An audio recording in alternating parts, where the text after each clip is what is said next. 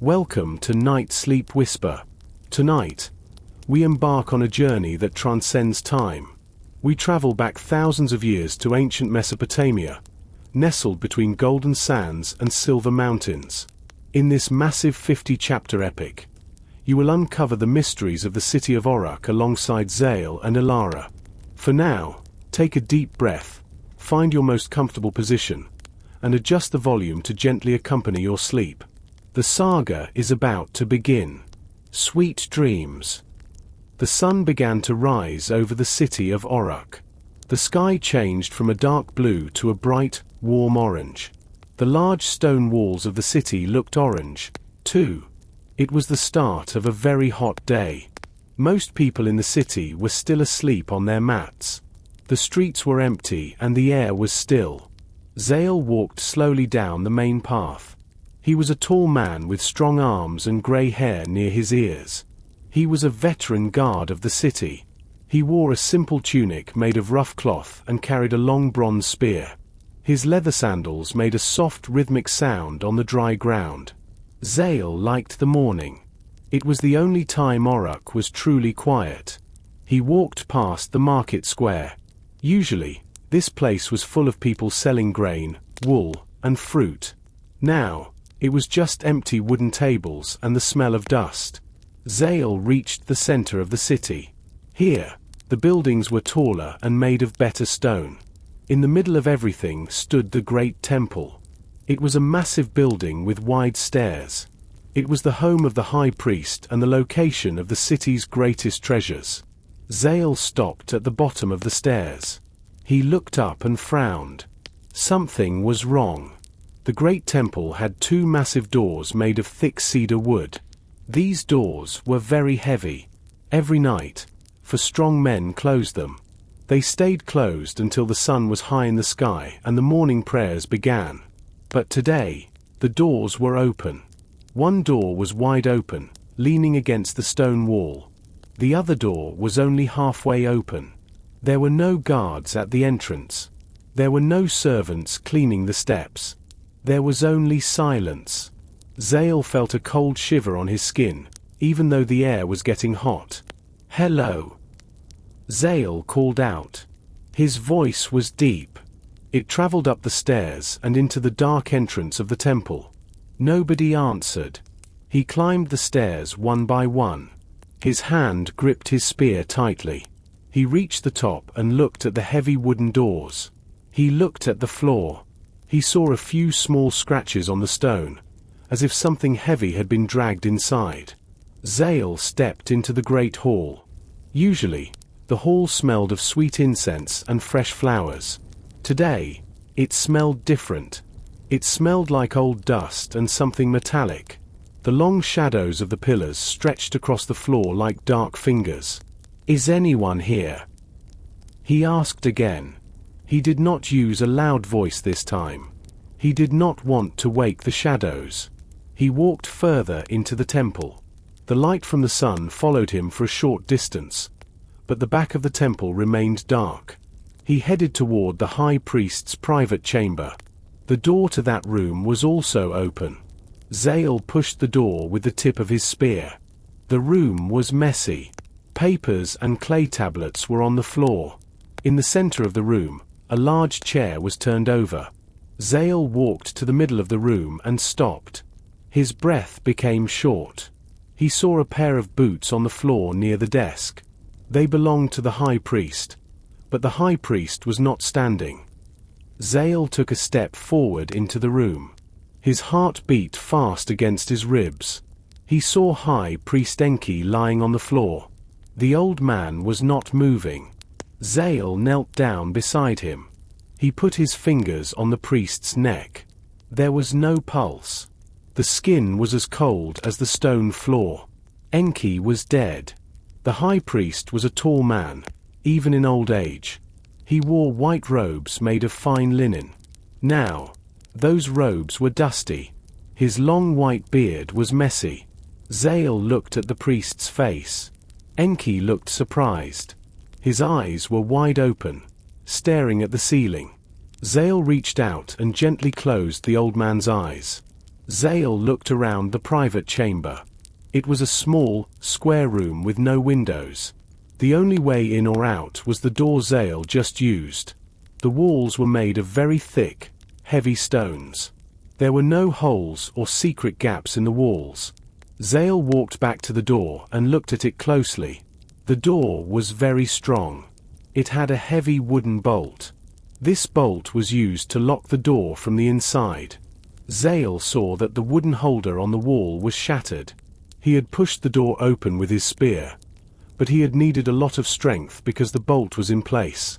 This meant the door was locked from the inside when the priest died. This is impossible. Zale whispered to himself. If the door was locked from the inside, how did the killer leave? Zale stood up and held his spear ready. He looked under the large wooden desk. He looked behind the tall stone statues of the gods. He even looked inside the large grain jars in the corner. There was no one. The room was empty.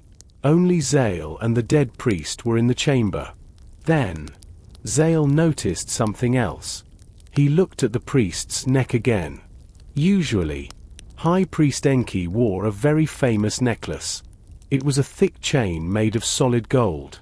In the center of the chain was a giant jewel. It was bright yellow and shaped like an eye. The people of Oruk called it the Eye of the Sun. Now, the chain was gone. There was only a thin red mark on the priest's neck. Someone had pulled the necklace off with great force. The golden light of the temple was gone. Zale felt a cold sweat on his forehead. This was not just a sudden death. This was a crime. But the mystery was too difficult for a simple guard. He needed to understand how a person could vanish from a locked room. He needed someone who knew the secrets of the temple. He thought of the great library. There was a woman there named Elara. She was a scholar. She knew how to read the old marks on the stones. She understood the history of the temple better than anyone else. Zale took one last look at the high priest. I will find out who did this. He promised. He turned and walked out of the room. The morning was now bright, but the temple felt darker than ever. Zale knelt on the cold floor and looked everywhere. He looked under the priest's desk. He moved the heavy wooden chair. He even looked inside the small bowls of oil used for lamps. The gold necklace was not there. The Eye of the Sun was gone. This jewel was the most important object in the city of Oruk. It was a large, round stone. It was as yellow as the sun at noon. Legend said the first king of Oruk found it in the mountains. The people believed the jewel protected the city. Without the jewel, the people would be very afraid. They would think the gods were angry. Zale looked at the high priest's neck again. The red marks were deep. The killer did not just take the necklace. They pulled it with a lot of anger. Zale felt a heavy weight in his chest. This was not a simple theft. This was a crime against the whole city. Where is it? Zale asked the empty room. He stood up and walked to the stone wall behind the desk. He saw a small shelf. On the shelf, there were many clay tablets. These tablets had the history of the temple written on them. Zale could not read the marks, but he saw that some tablets were broken. Pieces of clay were scattered on the floor. He bent down to pick up a piece of clay. As he moved his hand, he saw something strange. There was a small, thin line on the stone wall. It was not a crack from age. It looked like a fresh scratch. It was near the floor, behind a large jar of grain. Zale moved the heavy jar. The jar was full of wheat and was very heavy. He pushed it with his shoulder. The jar moved slowly, making a long, scraping sound against the floor. Behind the jar, the stone wall looked different. One stone was a little bit smoother than the others. He touched the smooth stone. It did not move. He pushed it, but it stayed in place. He hit it with the back of his spear. A dull, heavy sound filled the room. The stone was solid. There was no secret door here. Zale sighed. He was a soldier, not a detective. He knew how to fight with a spear. He knew how to guard a gate. He did not know how to find a thief who could walk through walls. He looked at the dead priest one last time. I must tell the king. Zale thought. But first, I must find Elara. The king was a powerful man, but he was also very impatient. If Zale went to the king now, the king would ask many questions. Zale did not have any answers. He did not know how the killer entered the room. He did not know how the killer left. Zale walked out of the chamber and closed the door. He walked through the great hall and out into the morning sun. The city was waking up. He heard the sound of people talking in the distance. He heard the sound of a hammer hitting metal at the blacksmith's shop. He hurried toward the great library. He needed Elara's eyes. She saw things that other people missed. She was the only person in Orok who could help him solve this mystery. The great library was a cool and quiet place. The walls were lined with thousands of clay tablets. Some were very old and dark. Others were new and light in color. The air inside smelled like dry earth and old oil. Zale walked through the rows of shelves. He found Elara at a small wooden table in the back of the room. Elara was an adult woman with sharp, intelligent eyes. Her hair was tied back with a simple leather string. She held a small, pointed tool made of bone. She was carefully marking a wet clay tablet. She did not look up when Zale approached. She was very focused on her work. Elara, Zale said softly. He did not want to startle her. She stopped her work and looked up. She saw the serious look on Zale's face. She put her tool down immediately. Zale, why are you here so early? The sun is barely up. There is trouble at the temple. Zale said. He lowered his voice. High Priest Enki is dead. Someone killed him. And the eye of the sun is missing. Elara's face went pale. She stood up so quickly that her chair made a sharp, scraping sound on the floor. Dead? That is impossible. I spoke to him yesterday evening. He was healthy and happy. I found him in his chamber. Zale explained. The door was locked from the inside. I had to push it open. The jewel is gone, and there is no sign of the thief. Elara did not waste time. She grabbed a small bag of tools and a lamp. Show me, she said. They walked back to the temple quickly. The city was busier now. People were carrying water from the river. Merchants were opening their stalls. No one knew the secret yet. Zale and Elara hurried up the temple stairs and entered the high priest's chamber. Elara stopped at the door. She did not run to the body. Instead, she looked at the floor. She looked at the walls. She moved very slowly. She was looking for things that did not belong.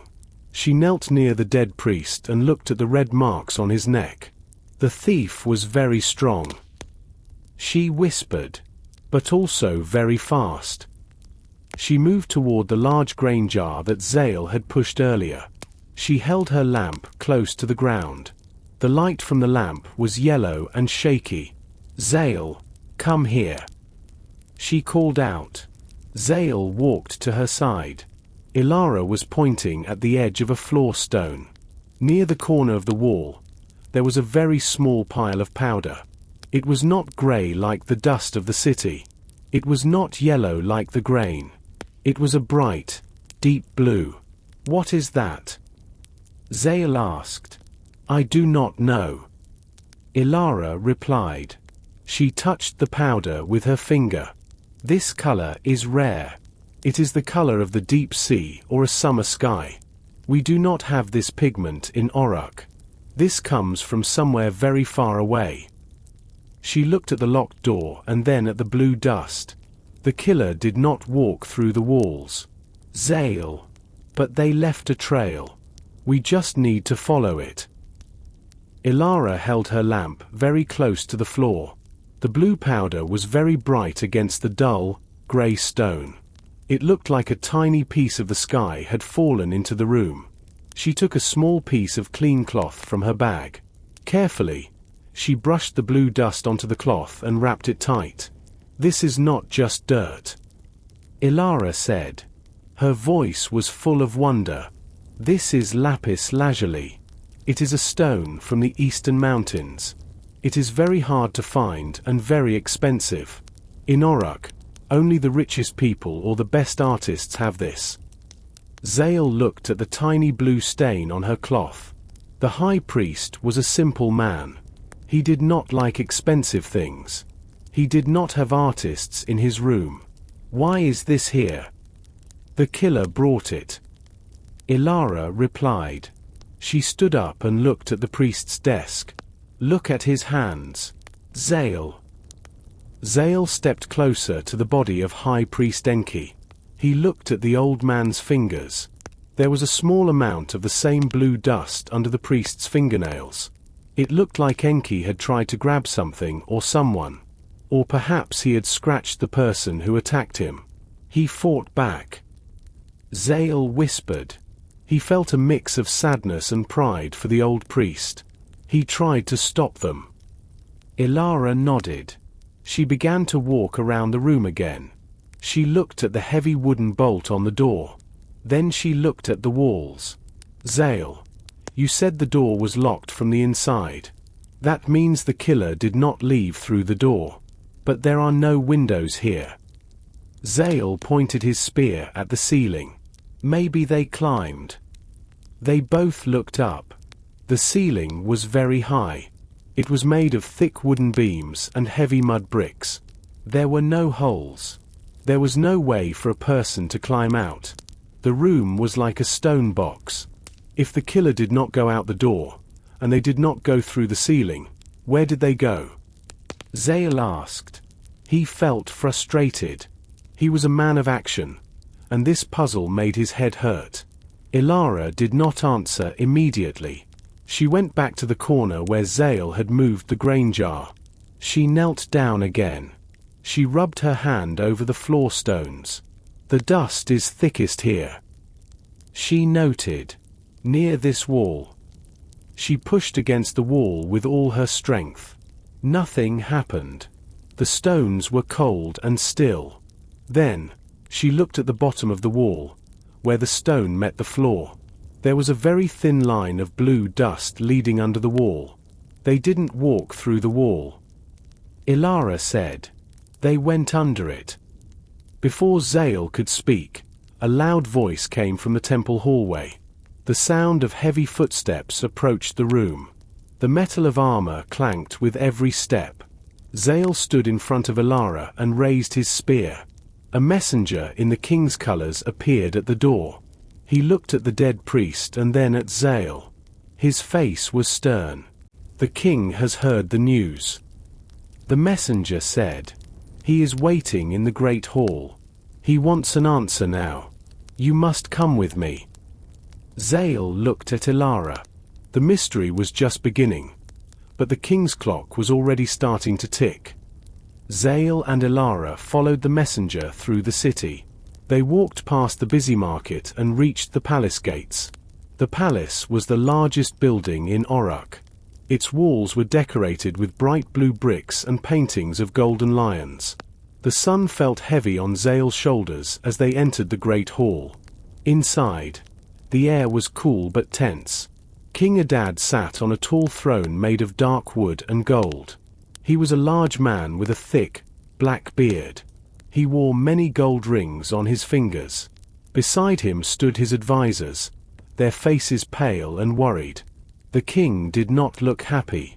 He looked angry. "Zale," the king said. His voice was deep and filled the room. "The high priest is dead. The eye of the sun is gone. This is a dark day for our city." Zale bowed low. Elara did the same. "It is true, my king," Zale said. "I found the priest this morning. Someone took the jewel." The king stood up and walked down the steps of his throne. He stopped in front of Zale. The people are already talking. They say the gods are leaving Oruk. Without the eye of the sun, the harvest will fail. The river will dry up. There will be no peace. We are looking for the killer. Majesty. Elara said softly. She showed the king the small cloth with the blue dust. We found this rare pigment in the room. It comes from the east. We believe it is a clue. The king looked at the blue dust and then at Elara. He did not seem interested in clues. He wanted results. He wanted the jewel back in the temple. I do not care about blue dust. The king shouted. I care about the safety of my city. Someone entered a locked room in the heart of my temple. This means no one is safe. Not even the king. He turned his back on them and looked at a large map of the city on the wall. You are a good guard, Zale. And you, Elara, are a clever scholar. That is why I am giving this task to you. But listen to me carefully. The king turned around. His eyes were cold. You have 3 days. Only 3 days. You must find the person who killed the high priest. You must bring the eye of the sun back to the temple. If you fail, you will both go to the deep prison. I will not have failures in my palace. Zale felt a cold knot in his stomach. The deep prison was a dark, wet place under the earth. No one ever came out of it. He looked at Elara. She looked brave, but her hands were shaking slightly. We will find the truth. Majesty. Zale promised. Go now. The king commanded. The clock is starting. Do not return until you have the jewel. They walked out of the great hall. The bright sunlight outside felt different now. It was no longer just a hot day. It was the start of a race. They had 72 hours to solve a mystery that seemed impossible. 3 days. Elara whispered. That is not much time. Then we must start now. Zale said. We need to find out who has this blue dust. Zale and Elara walked away from the palace. The streets were now full of people. They walked to the part of the city where the craftsmen lived. The air here was full of smoke and the smell of hot metal. The sun was high, and the heat was rising from the ground. Where are we going first? Elara asked. She held her bag tightly against her side. We are going to see Torin. Zale replied. He is the city's best blacksmith. He is a very strong man. Last week, I saw him shouting at the high priest in the market. He looked very dangerous. Why was he angry? Elara asked. Torin wanted to buy a small piece of land near the temple. Zale explained. He wanted to build a bigger workshop. But High Priest Enki said no. He said the land was holy and belonged to the gods. Torin was very upset. He told the priest that the temple was holding the city back. They reached the forge. It was a large, open building made of mud bricks. Inside, a large man with thick arms was hitting a piece of red-hot bronze. Every time his hammer hit the metal, a heavy sound filled the air and bright sparks flew into the air. The man stopped when he saw Zale. He wiped sweat from his forehead with a dirty cloth. His skin was dark from the soot of the fire.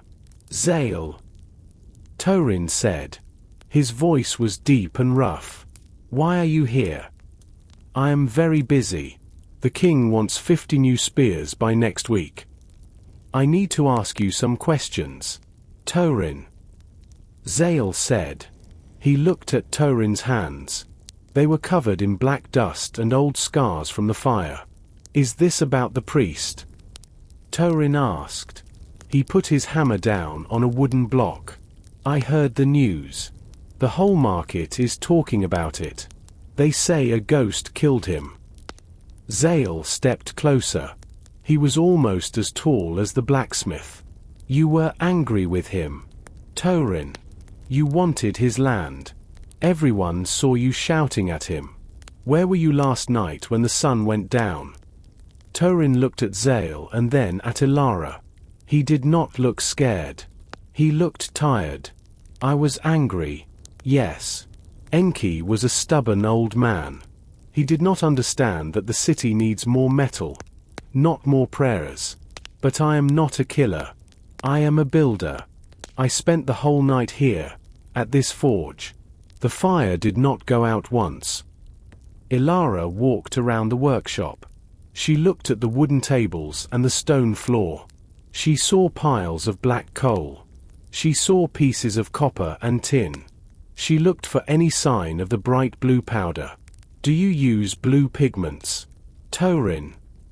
She asked. Lapis lazuli. Torin shook his head. Why would I use that?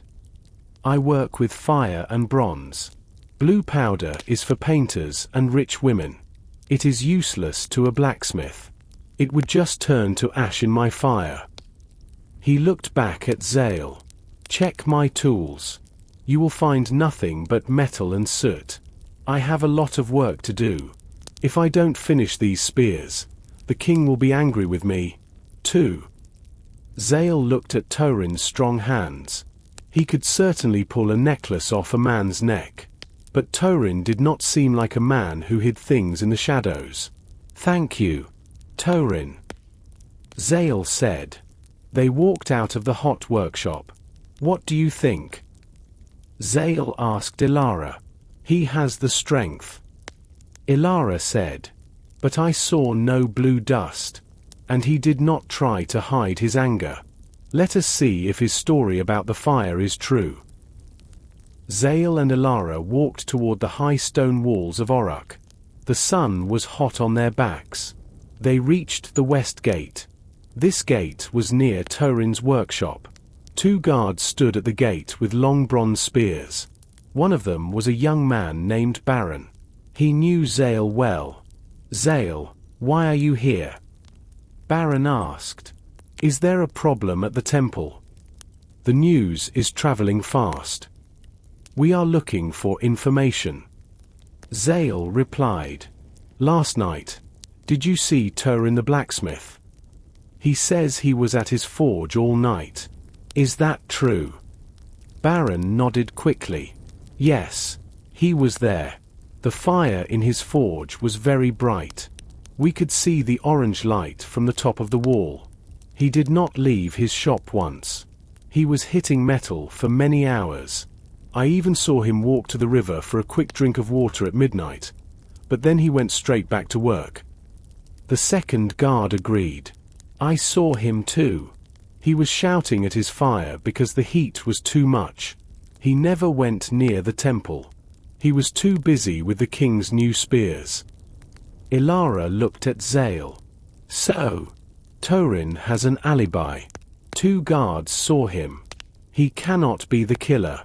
He was nowhere near the high priest's chamber. Zale felt a little disappointed. He wanted to solve the mystery quickly. You are right, Zale said. Torin is an angry man. But he is an honest worker. We must look for someone else. But who else had a reason to hurt the priest? They turned away from the gate. As they walked back toward the market, Elara felt someone watching them. She looked behind her, but the street was full of people. There were women carrying baskets of bread and men leading donkeys. Everything looked normal. Zale. She whispered. I think someone is following us. I feel eyes on the back of my neck. Zale did not turn around. He kept walking at the same pace. I feel it too. Do not look back. We will walk into the market square. It is very crowded there. We can hide in the crowd and see who is behind us. They reached the market. The air was full of the smell of spices and dry grain. Zale led Elara behind a large stack of wool baskets. They waited in the shadows. Zale held his spear ready. Suddenly, a man in a brown cloak ran past their hiding spot. He looked left and right. He seemed very worried. He was not a soldier, but he moved quickly. He had a small wooden box in his hands. He was looking for Zale and Elara. "Who is that?" Elara asked quietly. "I do not know," Zale said. "But look at his feet. He is wearing very fine leather sandals. He is not a poor man. He is a merchant. Let us see where he goes." The sun was high in the sky now. The market square was loud and busy. People were shouting about the price of grain and oil.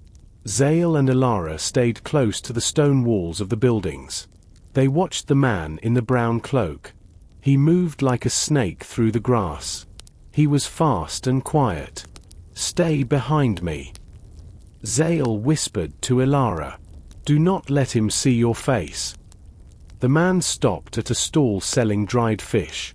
He did not buy anything. He just looked around.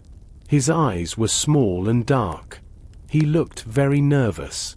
He pulled his cloak tighter around his shoulders, even though the air was hot. Zale noticed the man's hands. They were pale and soft.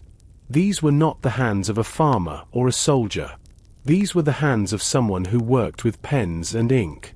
The man started walking again. He went deeper into the market. They passed a group of men selling camels. The animals were large and made loud, grumbling noises. The dust from their feet filled the air. Zale and Elara used the dust to hide.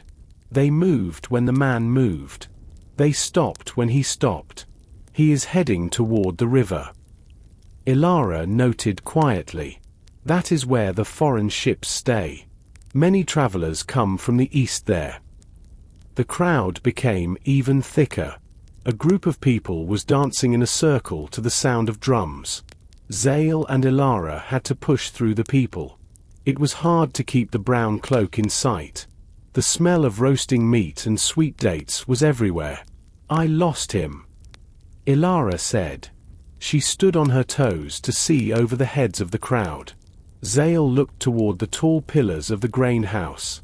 There, near the fountain with the blue tiles. The man was standing by the fountain. He was talking to a woman. She was dressed in fine silk. She gave the man a small piece of leather. The man put the leather in his pocket and looked around again. For a second, his eyes met Zale's eyes. The man's face went white. He did not run away into the crowd. Instead, he turned and walked toward a dark alley between two large warehouses. "He saw us," Zale said. "We must follow him now. No more hiding." They ran toward the alley. The noise of the market stayed behind them. The alley was narrow and smelled like old water and damp earth. It was much cooler in the shade of the tall buildings. Zale held his bronze spear in front of him.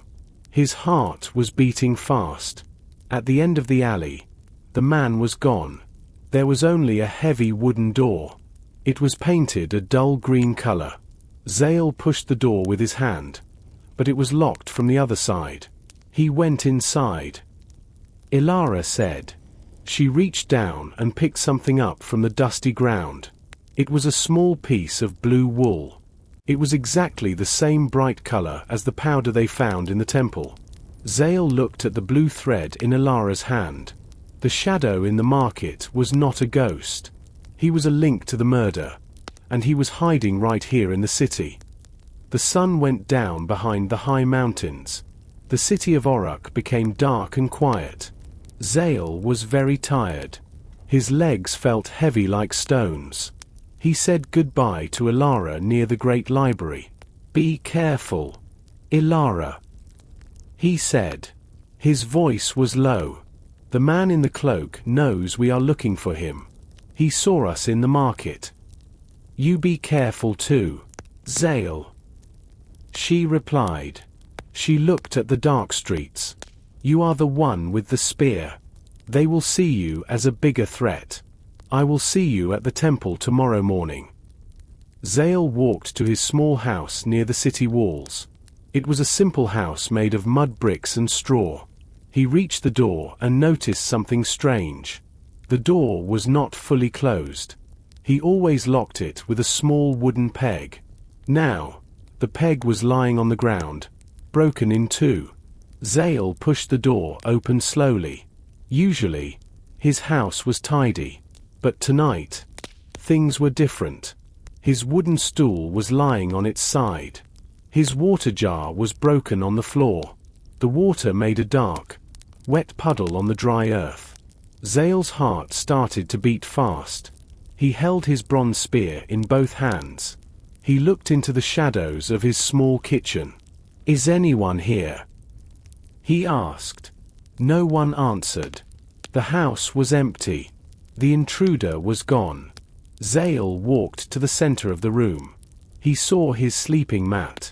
In the middle of the mat, there was a heavy object. It was a clay tablet. It was broken into 3 pieces. Zale picked up the pieces. He took them to a small oil lamp and lit the fire with a small coal. The light was weak and orange, but he could see the marks on the clay clearly. The marks were sharp and deep. They were made very quickly. Zale could not read as well as Elara, but he knew some basic signs. He recognized the sign for stop. He also saw the sign for death. The message was clear. The people who killed the high priest knew who Zale was. They knew where he lived. They wanted him to stop his investigation immediately. Zale felt a cold wind through the open door. He was a soldier, and he was not often afraid. He had fought in many battles for the king. But this was different. These people moved like ghosts. They entered locked temple rooms and guarded houses without a sound. He looked at the small piece of blue wool thread he had in his pocket. He thought about the dead priest and the missing eye of the sun. The king gave him only 3 days. 1 day was almost gone, and now he was being threatened in his own home. "I will not stop." Zale whispered to the empty room. He put the broken tablet on his table.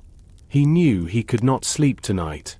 He had to stay awake and watch the door. The mystery was no longer just a job. It was a fight for his life. The morning sun was pale and cold when Zale arrived at the great library. He did not sleep during the night. He sat by his door with his bronze spear in his hand. Every small sound made him look into the dark. Now, his eyes were red from the smoke of his lamp, and his head felt heavy. Elara was already there. She was sitting at her table with several thick scrolls. When she saw Zale, she stood up quickly. She saw the tired look on his face. "Zale, what happened?" she asked. Her voice was full of concern. Zale did not say anything at first. He reached into his bag and pulled out the pieces of the broken clay tablet. He laid them on the table in front of her. Elara looked at the marks. She touched the sharp edges of the clay. "They came to my house," Zale said. "They broke my things. They left this." Elara read the symbols. Her face became very serious. "It says, 'Stop or die.' This is a clear warning. These people are not afraid of the city guards. They think they are more powerful than the law." "I'm not stopping," Zale said. "But we need more information. Tell me about that blue powder." Elara nodded. She picked up a small brush and a clear glass bowl. Inside the bowl was the blue dust she collected from the temple. She also had a large map of the world made of leather. "I stayed here late last night to read the old records," Elara explained. "This blue pigment is called lapis lazuli. It is not a normal stone. It only comes from one place, the Eastern Mountains. Those mountains are many weeks away from Oruk." She pointed to a spot far to the east on the map. "The journey is very dangerous. There are many thieves and wild animals on the path. Only the bravest merchants go there. They bring the blue stones back to sell to kings and great artists. So, the killer is either a merchant or someone who buys from them." Zale said, "Yes." Elara replied. But there is something more. This powder is very fine. It is ready to be mixed with oil for painting. A normal person does not carry fine powder like this. This belongs to someone who is working on a great project. Zale thought about the man in the market with the brown cloak. He remembered the fine sandals and the way he moved toward the river. Kale the merchant arrived from the east 2 days ago. Zale remembered. He has a large boat at the river docks. People say he brought many rare things this time. Gold, silk, and spices. And maybe blue pigment. Elara asked. Maybe. Zale said. He picked up his spear. We must go to the river. We need to find Kale and see if he has blue dust on his hands. If he killed the high priest, he will not stay in the city for long. He will try to sail away with the eye of the sun. Elara packed her bag. I will go with you.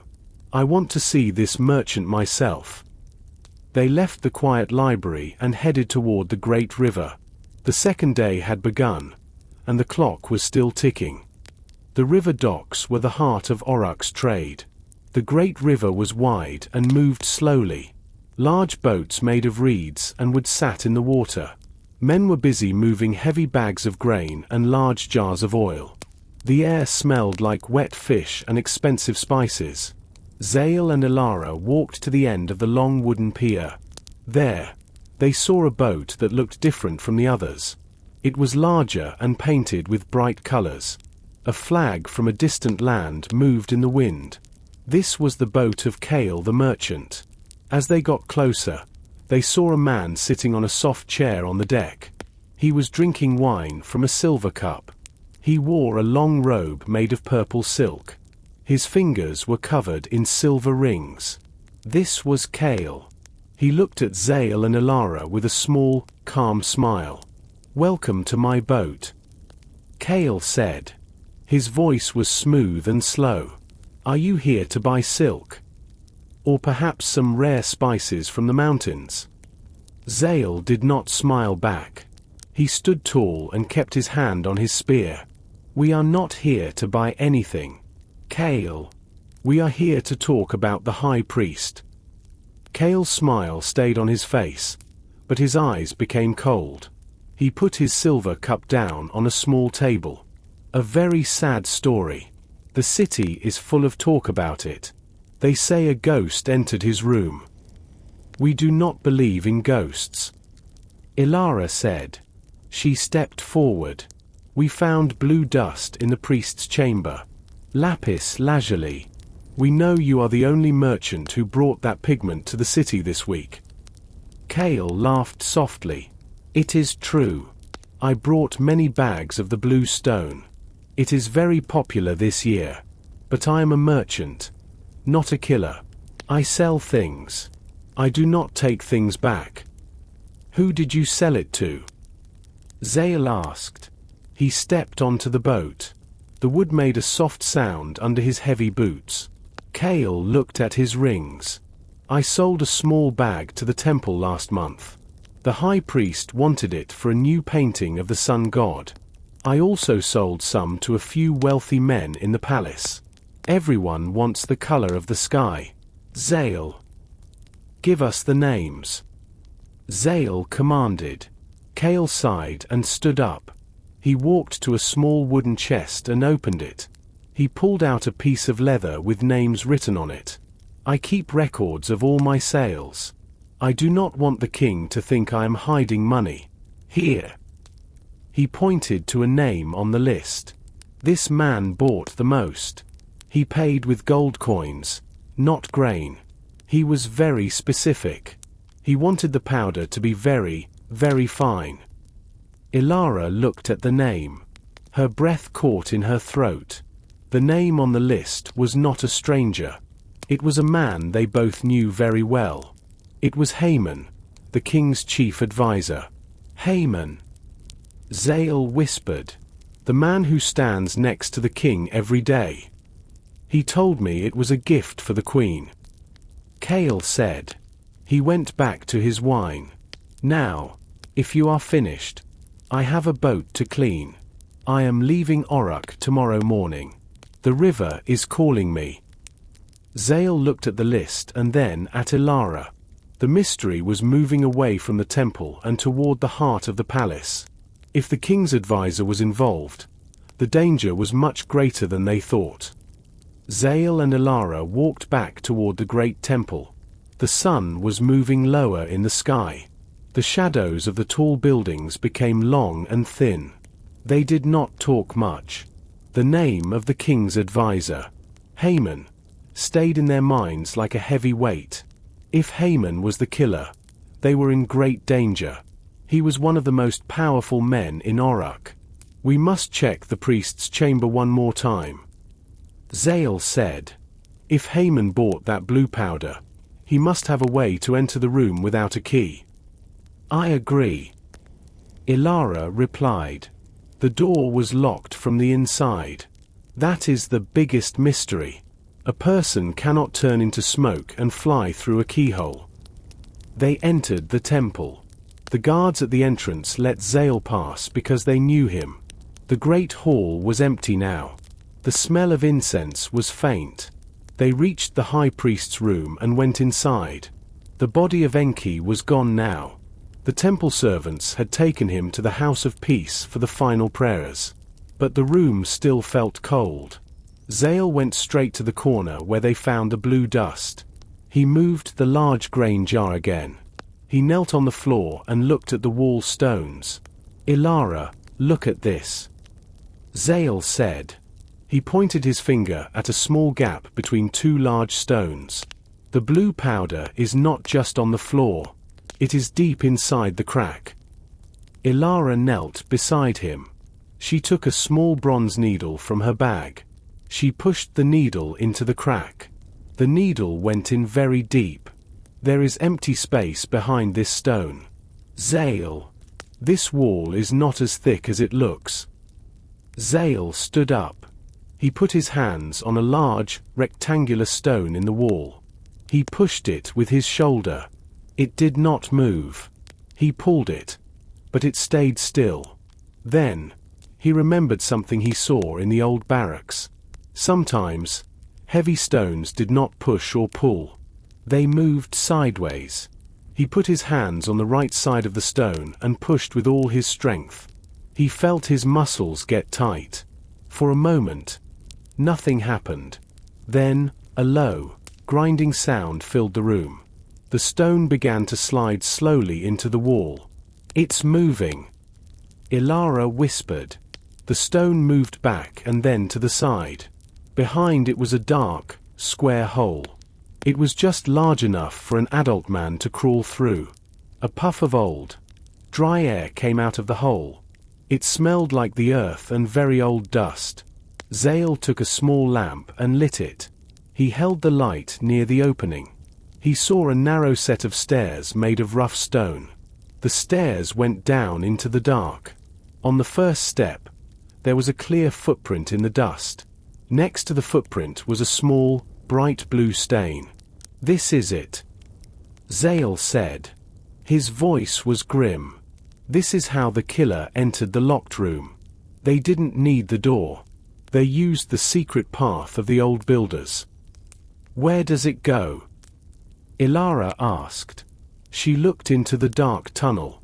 She was afraid, but her curiosity was stronger than her fear. There is only one way to find out. Zale replied. He gripped his spear. Stay behind me. We are going down. Zale stepped into the dark hole. The air inside was very heavy. It felt like the earth was pressing down on them. He held the oil lamp in his left hand. The small flame danced and made tall, scary shadows on the walls. Elara followed him closely. She held onto the back of Zale's leather belt. Her breathing was fast. The stairs were very narrow. Zale had to turn his shoulders to move down. The steps were made of simple mud bricks. Many of them were broken. Watch your step, Zale whispered. His voice sounded different in the small space. It was deep and dry. The sound of his leather sandals on the stone was the only noise in the dark. They went down for a long time. They were now deep under the temple floor. The walls were damp.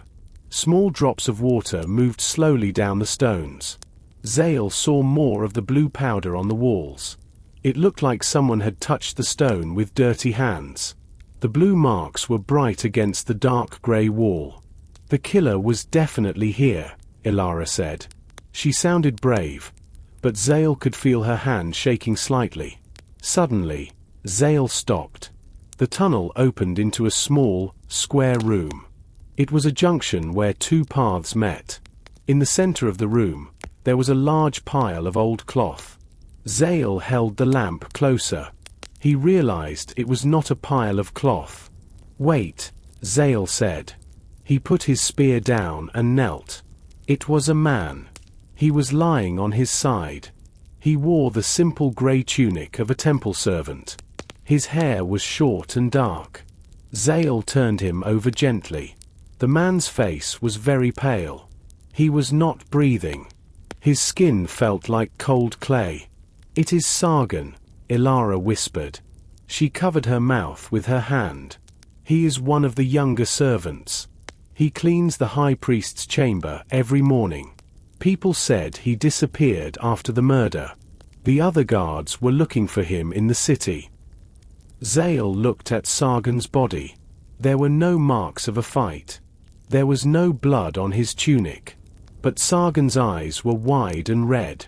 He looked like he was in great pain when he died. Zale looked at the floor near the body. There was a small, broken clay cup. It smelled like bitter wine. He did not die from a spear or a knife, Zale noted. He picked up a piece of the broken cup. He was poisoned.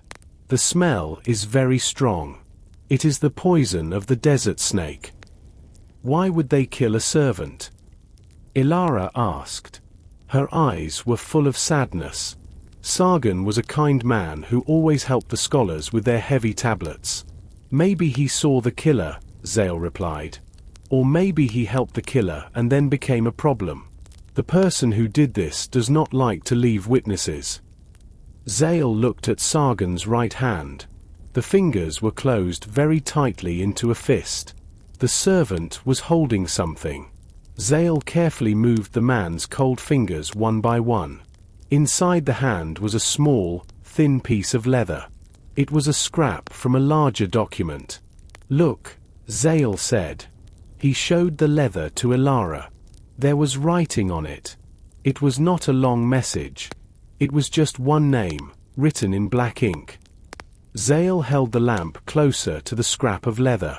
The light was small, but the letters were clear. Elara leaned in, her shoulder touching Zale's arm. She read the name aloud in a very small voice. Haman. She whispered. The name seemed to hang in the air like a heavy cloud. Haman. Zale repeated. The king's first advisor. The man who sits at the king's right hand every day. He felt a cold chill that had nothing to do with the damp tunnel. If the king's most trusted man was involved in murder and theft, then no one in Uruk was safe. Elara took the leather scrap from Zale's hand. She looked at it very carefully under the lamplight. This is not just any leather. She noted. This is fine goatskin. It is smoothed and dyed. Only the palace administration uses leather like this for their permanent records. She turned it over to see the back. Look at the edges. It was torn in a hurry. Sargon must have taken this from Haman's office or caught him with a document. Why would a servant be in Haman's office? Zale asked. He looked down at the dead man on the floor. Sargon looked peaceful now, but his hand had been a locked gate for this secret. Sargon was not just a cleaner. Elara explained. He was also a messenger. He carried scrolls between the temple and the palace every day. He probably saw something he was not supposed to see. Perhaps he saw Haman with the eye of the sun. Zale looked around the small stone room. There were two paths. One path led back up to the high priest's chamber. The other path continued deeper into the darkness, moving away from the temple and toward the city walls. "We cannot stay here," Zale said. "If Haman knows Sargon is dead, he might come back to check this passage. We must take this note to a safe place." "But Zale," Elara said, her eyes wide with worry, "we cannot just go to the king. Haman is his oldest friend. If we accuse him without the jewel, the king will throw us into the prison immediately. We need more than a name on a piece of leather. We need real proof." Zale nodded. He knew she was right. The king loved Haman like a brother. A scrap of leather was not enough to destroy a powerful man. "Then we follow the other path," Zale decided. He pointed his spear toward the second tunnel. "This path goes toward the river docks. Maybe it leads to the place where Haman meets his friends." They left the second body in the quiet dark. Zale felt a heavy sadness for Sargon, but he had to focus on the mission. They walked into the narrow tunnel. The walls here were even wetter than before. The smell of the river began to mix with the smell of the dry earth. As they walked, Zale thought about the blue dust. Haman had bought it from Kale the merchant. Sargon had a note with Haman's name. The pieces of the puzzle were coming together, but the picture they made was terrifying. They were hunting a man who controlled the city's laws. Zale and Elara continued to walk through the narrow tunnel. The floor was now wet and muddy. The smell of the river grew stronger. Zale held the lamp high to see the path ahead. The orange light showed more blue marks on the walls. The killer was not careful here. He was in a hurry. "Haman is the king's closest friend," Zale said. His voice was low and serious. "They grew up together. They fought in wars together. The king trusts Haman more than his own shadow." "That is exactly why Haman is so dangerous," Elara replied. She stepped over a deep puddle of dark water. "If Haman is the traitor, he knows every secret in Oruk. He knows the guard schedules. He knows where the gold is kept. And he clearly knew about this secret passage." Elara stopped and looked at the wall. The stones here were different. They were not rough like the temple stones. They were smooth and painted with patterns of flowers and vines. This part of the tunnel was built with much more care. "Zale, look at the masonry," Elara whispered. "We are no longer under the temple. This style of stone is only found in the royal palace. This tunnel connects the high priest's chamber directly to the palace grounds." Zale touched the smooth wall. He felt a sudden flash of anger. So the high priest was never safe. The palace official could enter his room whenever he wanted. He probably used the blue powder to mark the way in the dark, or perhaps he was wearing a robe dyed with that expensive pigment. "It makes sense," Elara added. The high priest wanted to give the eye of the sun back to the people. He wanted to use its value to buy grain during the dry season. But Haman is a man of greed. He wants the city to stay under his control. If the jewel disappears, the people will be afraid, and they will look to the palace for protection. They reached the end of the tunnel. A heavy wooden ladder went up toward a square hole in the ceiling. Zale climbed up a few steps and listened. He heard the distant sound of music and the laughter of many people. He heard the smell of roasted meat. "This leads to the palace kitchens," Zale whispered down to Elara. "This is how the traitor moves between the two buildings without anyone seeing him. He is not just a thief, Elara. He is a traitor to the king and the gods." Zale felt the weight of the scrap of leather in his pocket. The name Haman was now a heavy burden. They had the name of the killer, but they did not have the jewel. And in Oruk, a guard's word was nothing against the word of the king's chief advisor. "We cannot go up there yet," Zale decided. He climbed back down the ladder. "If we are caught in the palace, Haman will have us killed before we can speak. We need to see what he is doing with the merchant."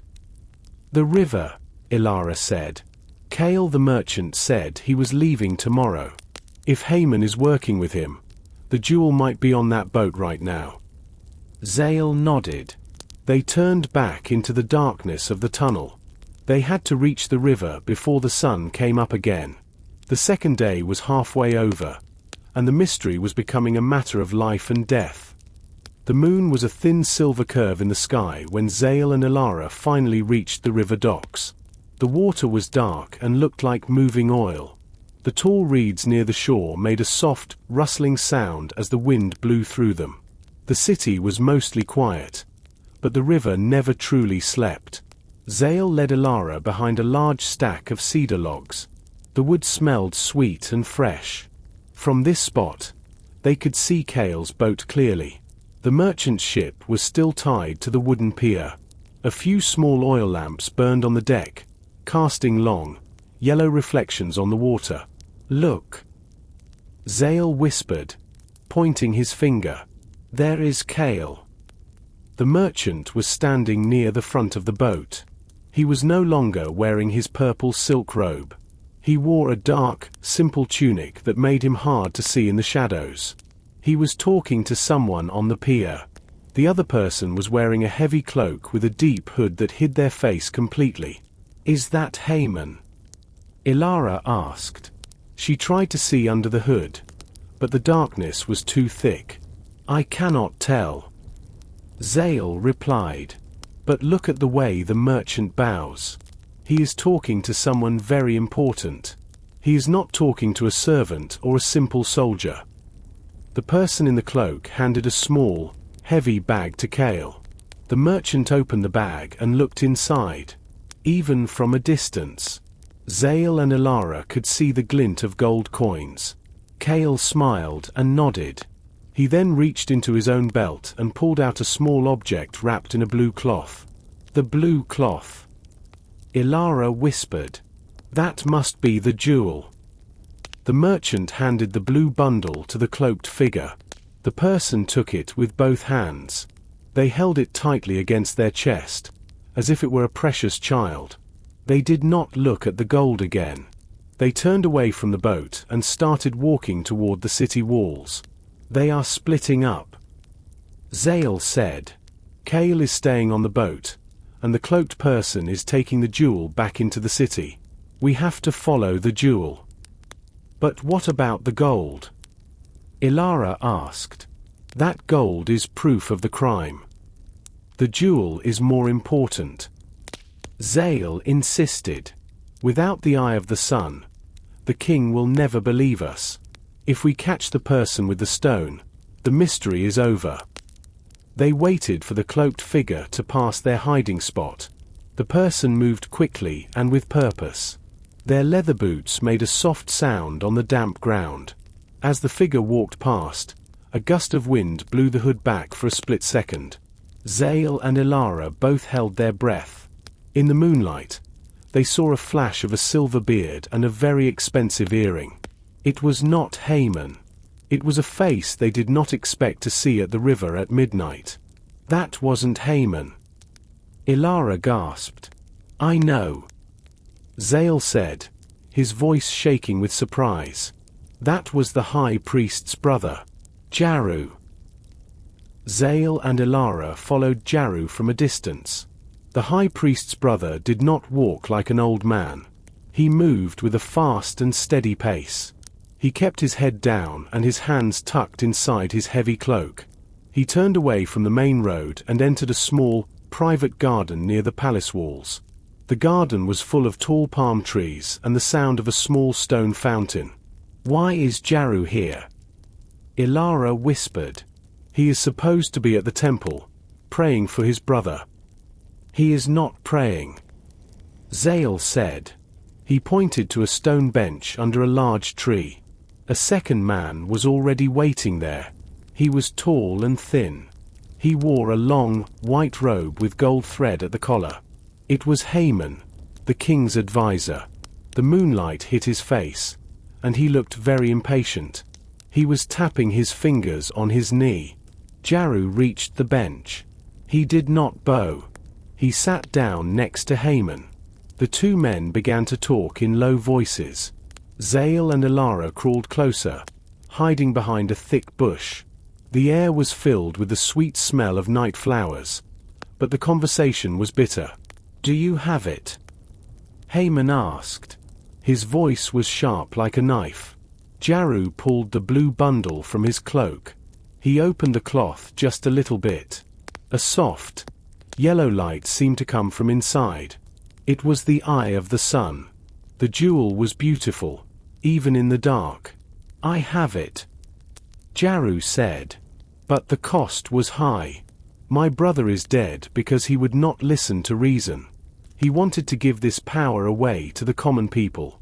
He did not understand its true value." Haman reached out to touch the jewel, but Jaru pulled it away. "Not yet," Jaru warned. "Where is the rest of the gold? Kale the merchant only gave me half. I want the other half before I give this to you. The king is watching the treasury very closely." Haman replied. He sounded angry. "Those two investigators, the guard and the scholar, are asking too many questions.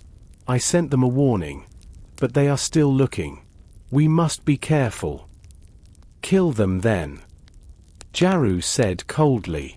"If they find the secret tunnel, everything is lost. The king will know we planned this together."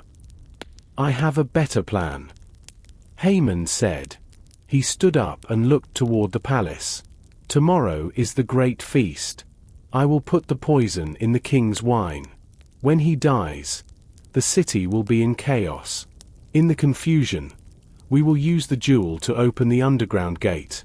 The ancient gold of the first kings will be ours." Zale felt his blood turn cold. This was not just a robbery. It was a plan to kill the king and steal the entire history of Oruk. Jaru, the man who should have been mourning his brother, was a cold-hearted killer. Elara gripped Zale's arm. Her eyes were wide with terror. They now knew the whole truth. But they were only two people against the two most powerful men in the city. Haman took a small leather pouch and gave it to Jaru. "Here is more gold. Meet me at the underground gate at midnight tomorrow. Do not be late." The two men stood up and walked in opposite directions. Zale and Elara stayed very still in the shadows. They had the evidence they needed, but the clock was ticking faster than ever. Zale did not want to wait any longer. He saw Jaru walking toward the river bank with the eye of the sun in his pocket. If Jaru reached the water, he could disappear into the dark. Zale looked at Elara. Her face was pale in the moonlight. "Stay here," Zale whispered. "I must get that jewel back now. If I catch him, the king will have the proof he needs." "Be careful, Zale," Elara said. She reached out to touch his arm, but Zale was already moving. Zale ran out from behind the bushes. His heavy boots hit the soft ground. He did not care about being quiet anymore. He needed speed. Jaru heard the noise and turned his head. His eyes went wide with fear. He did not stop to fight. He turned and ran toward the tall reeds near the water. "Stop!" Zale shouted. His voice was loud and echoed off the palace walls. "In the name of the king, stop!" Jaru did not stop.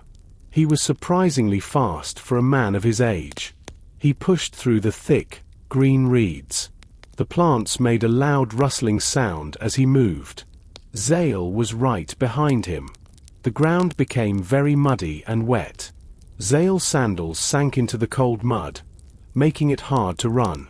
The smell of the river was very strong here. It smelled like wet earth and old fish. Zale saw the dark shape of Jaru's cloak just a few steps ahead. He reached out his hand to grab the edge of the fabric. His fingers touched the rough wool for a second, but Jaru pulled away with a desperate cry. Suddenly, the reeds opened up to a small, hidden area of the river. A tiny wooden boat was tied to a thick tree root. Jaru jumped into the boat. The boat hit the water. Jaru grabbed a long wooden pole and pushed away from the shore with all his strength. "You cannot escape!" Zale yelled. He jumped into the water. The river was cold and reached up to his waist. He tried to grab the side of the boat, but the mud under his feet was too slippery. Jaru pushed the pole again. The boat moved quickly into the deep, dark part of the river. The current was strong, and the boat began to float away from the shore. Jaru looked back at Zale. He held the blue bundle high in the air for a moment. He was not smiling. He looked angry and determined. "The sun will set on your king tomorrow," Jaru called out. His voice was thin and sharp. Zale tried to swim, but his bronze spear and heavy leather armor were too heavy. He felt himself sinking into the dark water. He had to turn back. He struggled against the current and pulled himself back onto the muddy bank. He sat there, breathing heavily. His lungs felt hot, and his heart was racing. He watched the small boat disappear into the mist of the river. The water was silent again, except for the soft sound of the waves hitting the shore. Elara ran through the reeds and found him. She knelt down in the mud next to him. "Are you hurt?" she asked. "I am fine," Zale said, though his voice was shaking. "But he is gone. He has the jewel, and he is going to the underground gate tomorrow. We failed." "Elara." "No," Elara said firmly. She helped him stand up. "We did not fail. We know their plan. We know where they will be. We still have one day left." Zale walked slowly back toward the city. His clothes were wet and covered in river mud. The cold night air made him shiver. Elara walked beside him, holding his arm to keep him steady. They did not go back to the temple. Instead, they went to the palace administrative wing.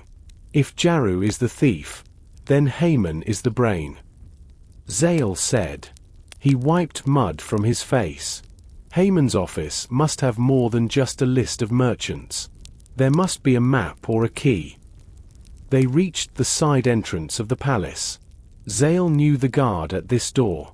He was an old friend named Kedar. "Zale, you look like you fell in the river," Kedar said, looking surprised. "I did," Zale replied. "The king needs me to check Haman's office for a special scroll. It is urgent." Kedar hesitated, but he saw Zale's serious face and the scholar's robes of Elara. He stepped aside. "Be quick. Haman is at the palace feast, but he might return soon." They hurried through the quiet, stone hallways. They reached Haman's private office. The door was heavy and decorated with silver. Zale pushed it open. The room was beautiful. There were soft rugs from the north and tall jars of expensive oil. Elara went straight to the large wooden desk. She began to move papers and small clay tablets. Zale looked at the walls. He saw a small, wooden box hidden behind a statue of a golden lion. It was a very small box, painted a dark, deep blue. "Elara, look at this," Zale said. He picked up the box. It felt light. Elara joined him. She opened the lid carefully. Inside, there was no gold. Instead, there was a small piece of blue stone and a heavy bronze ring. The ring had a symbol on it, a sun with an eye in the center. "This is the official seal of the high priest's brother," Elara whispered. "But look under the ring." She pulled out a small, folded piece of leather. When she opened it, she didn't find words. She found a drawing. It was a detailed map of the palace floors. One area was marked with a large red circle. It was the king's private wine cellar. "This is not a gift," Zale said. "This is the plan. The blue stone is a signal. The ring is the authority. And the map is the target." Zale realized that the Eye of the Sun was not the only thing they had to worry about. Haman and Jaru were planning to use the blue powder to mark the king's death. They were going to turn the city's most sacred color into a sign of murder. "We have the map," Elara said, her eyes bright. "We know where they will put the poison. We can stop them before the feast begins tomorrow." Zale closed the box and tucked it into his belt. "We have the names, the map, and the motive. Tomorrow, the sun will rise on the final day. We must save the king, or Oruk will fall into darkness." As they left the office, the first light of dawn began to touch the tops of the palace towers. The second day was over. Only 24 hours remained. Zale and Elara hurried back to a quiet corner of the library. They needed to look at the map from the blue box again. The sun was now fully up. Its light shone through the high windows, making the dust in the air look like gold. Zale placed the small blue box on the table. Elara carefully unfolded the piece of leather. Her eyes moved quickly across the lines. The map was not a simple drawing. It was a very detailed plan of the deep rooms under the palace. "Look here," Elara said, pointing to the red circle. "This is not just the wine cellar. This is the royal treasury. It is the place where the king keeps the city's gold and ancient records." Zale frowned, but Haman said they would use the jewel to open an underground gate. "Is the gate in the treasury?" Elara looked closer at the marks on the map. She saw small blue dots leading from the high priest's chamber, through the secret tunnel, and ending at a heavy stone wall inside the treasury. "The gate is hidden behind the treasury," she explained. "The ancient kings of Oruk built a secret room. They filled it with things more valuable than gold. Haman and Jaru don't just want the gold we see. They want what is hidden behind the stone." Zale looked at the bronze ring they found in the box. It was the seal of Jaru. So, Jaru kills his brother to get the key. Haman uses his power to move the guards. Together, they open the gate and steal the history of our people. And they will kill the king to make sure no one stops them. Elara added, "The map shows a small mark near the king's dinner table. That is where they will put the poisoned wine tonight." Zale gripped the edge of the table. His hands were shaking with anger. "We have the proof. We have the map and the ring. We must go to the king now." "Wait," Elara said. "Think for a moment. Haman is sitting with the king right now. If we walk in with this box, Haman will say we stole it. He will say we are the killers. He is the king's friend. Who will the king believe? A guard and a scholar, or his chief advisor?" Zale knew she was right. Haman was a master of words. He could turn the truth into a lie in a second. "Then what do we do?" Zale asked. "We only have a few hours before the great feast begins. We must catch them in the act." Elara said, "We must be in the wine cellar when they bring the poison. We must be at the underground gate when they try to open it. We need the king to see the truth with his own eyes." Zale looked at his bronze spear. It was old and scratched, but it was strong. "Then we go back into the palace. We will hide in the shadows of the treasury. We will wait for the traitors to come to us." Zale and Elara did not wait. They hurried through the palace gardens toward the main hall. The air was thick with the smell of roasting meat and flowers. Servants were carrying large trays of bread and fruit for the great feast.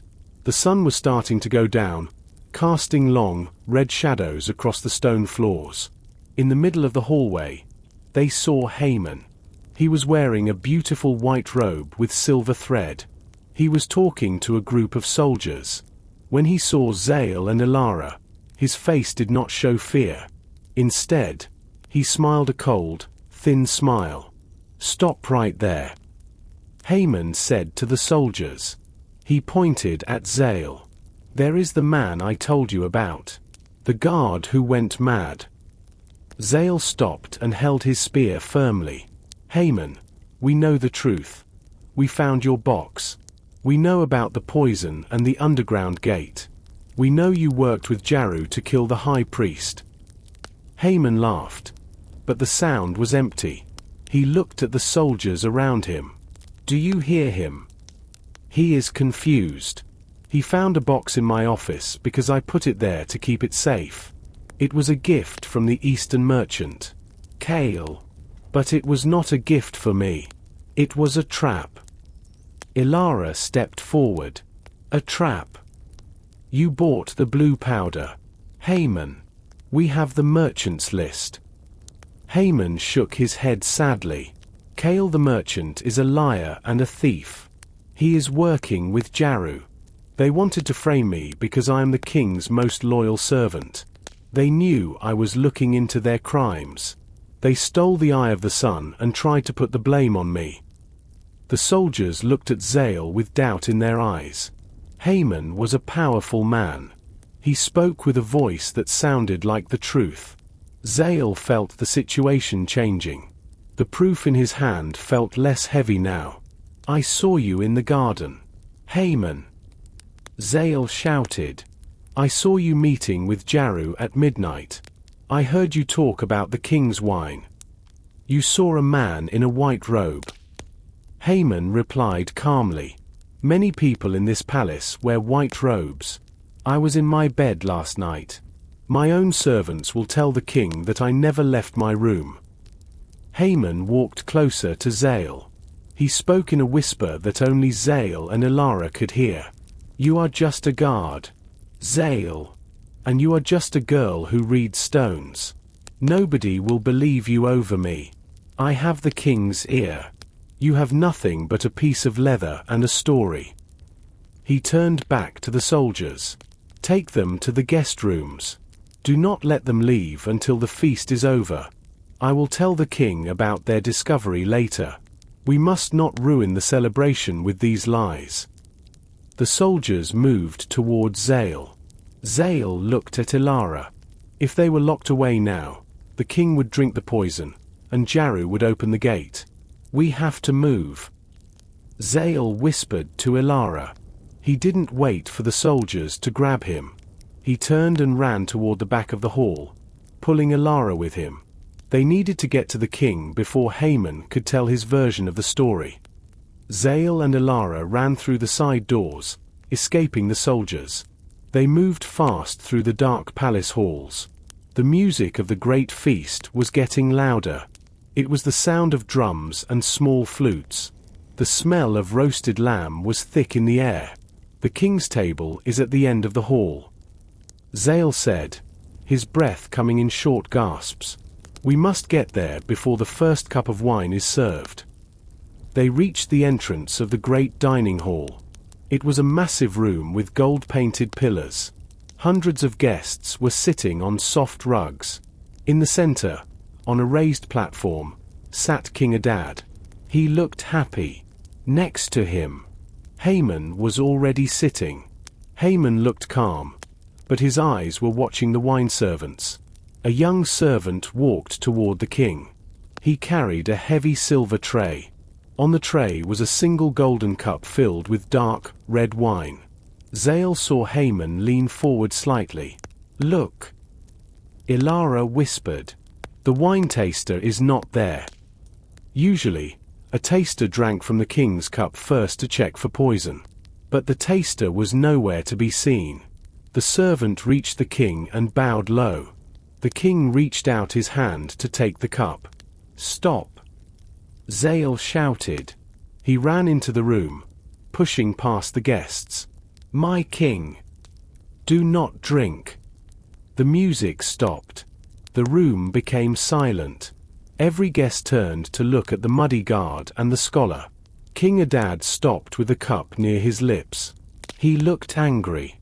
"Zale," the king asked, "why are you screaming in my hall? This is a holy feast." "Majesty," Zale said, kneeling at the foot of the platform. "The wine is death. It smells like bitter almonds. It is poisoned." Haman stood up quickly. "This man is mad. Majesty, I told you he was losing his mind. He is trying to ruin your celebration with lies. Zale looked at the cup. If I am lying, let someone drink it. Where is your taster? Haman. Why is he not here today? Haman's face turned a strange color, but he did not answer. The king looked at Haman and then at Zale. He looked at the wine in the golden cup. The liquid was dark and still. Zale has served me for 20 years. The king said slowly. He looked at the servant who brought the wine. You, drink a small sip from this cup. The servant's face went white. His hands started to shake. He looked at Haman, and then he looked at the floor. I cannot. Majesty, I am just a servant. Drink it. The king commanded. His voice was like thunder. The servant fell to his knees. Please. Majesty. Lord Haman told me to bring this specific cup. He said it was a special wine from the east. I did not know. The king looked at Haman. The silence in the room was cold and terrifying. Haman did not move. He did not speak. He knew the servant had told the truth. Suddenly, a loud noise came from the back of the hall. A man ran into the room, shouting. It was the king's actual wine taster. He was holding his stomach and looked very ill. The wine. The taster gasped before falling to the floor. The great dining hall was silent. Everyone looked at the wine taster on the floor.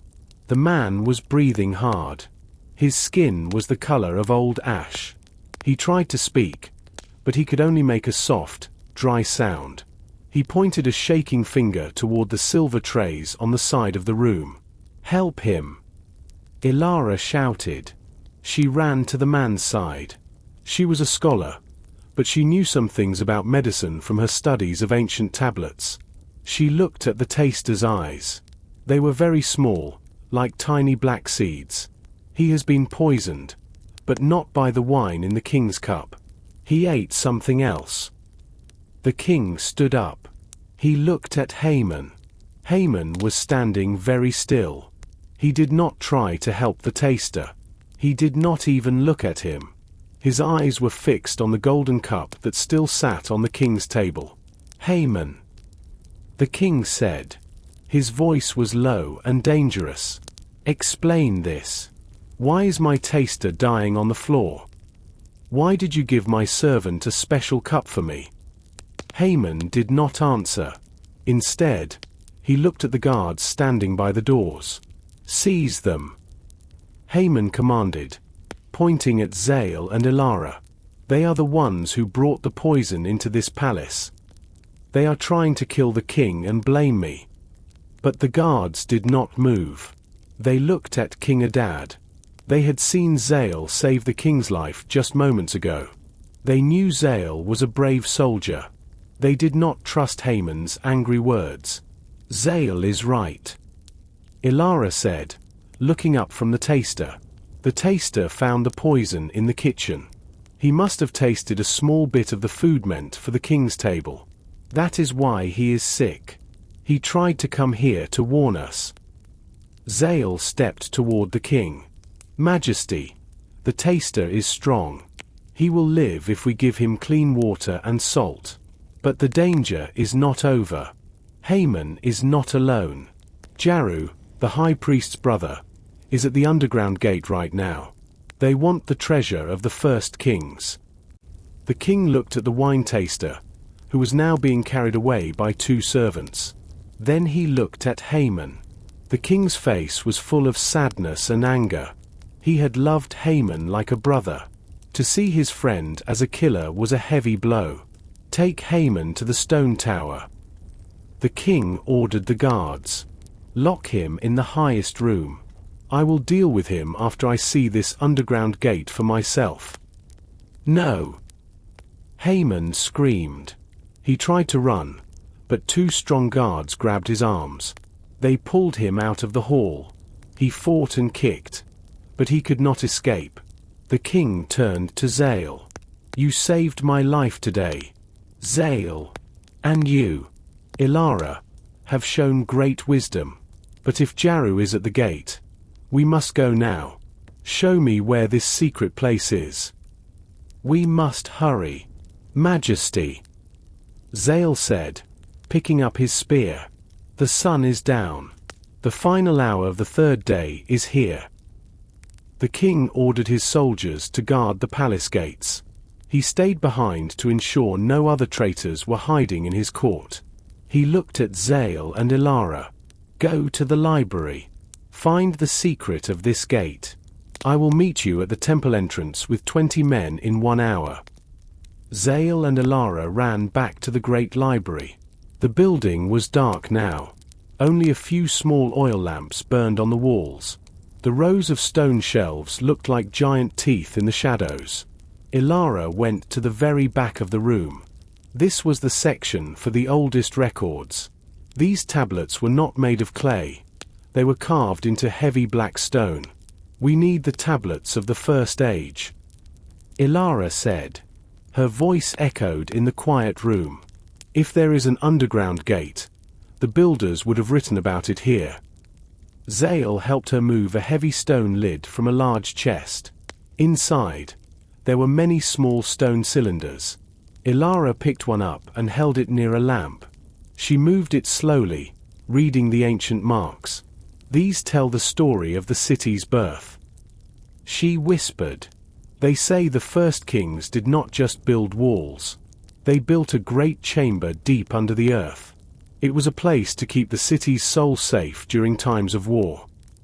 Zale looked at the shelves. "Is there anything about the Eye of the Sun?" Elara moved to another shelf. She found a flat stone tablet with a drawing of a giant eye. "Here. It says the eye is not just a jewel. It is a key made of gold and a special mountain stone. When the sun hits the temple at a certain angle, the jewel can open the gate. But if there is no sun, a person must use the blood of the earth to turn the lock." "The blood of the earth?" Zale asked. "What is that?" "It is a name for the blue pigment, Zale. The lapis lazuli," Elara explained. "The powder we found in the room. Jaru wasn't just messy. He was using the blue powder to lubricate the ancient stone gears. The stones are so old they will not move without it." Zale finally understood. The blue dust was the key to the machine. Jaru had the jewel, he had the powder, and he had the knowledge. "The tablet says something else," Elara continued. Her face became very pale. "If the gate is opened by force or by the wrong person, the ceiling of the chamber will fall. It is a trap for thieves. If Jaru opens it tonight, the whole temple might collapse into the ground. Then we don't just have to catch him," Zale said. "We have to stop him from turning that key. If he turns it, the great temple of Oruk will disappear, and we will be buried with it." Zale took his spear and a fresh torch. He felt a heavy weight in his chest. The mystery was now a race against time and a falling mountain of stone. "Let's go," Zale said. "The king is waiting, and Jaru is already under the earth." Zale and Elara hurried through the dark market. The city was silent, but the air felt heavy. They reached the great temple. King Adad was there. He had 20 strong guards with him. Their bronze armor shone in the torchlight. The king looked at the temple stairs. He looked sad. The high priest was a man of peace.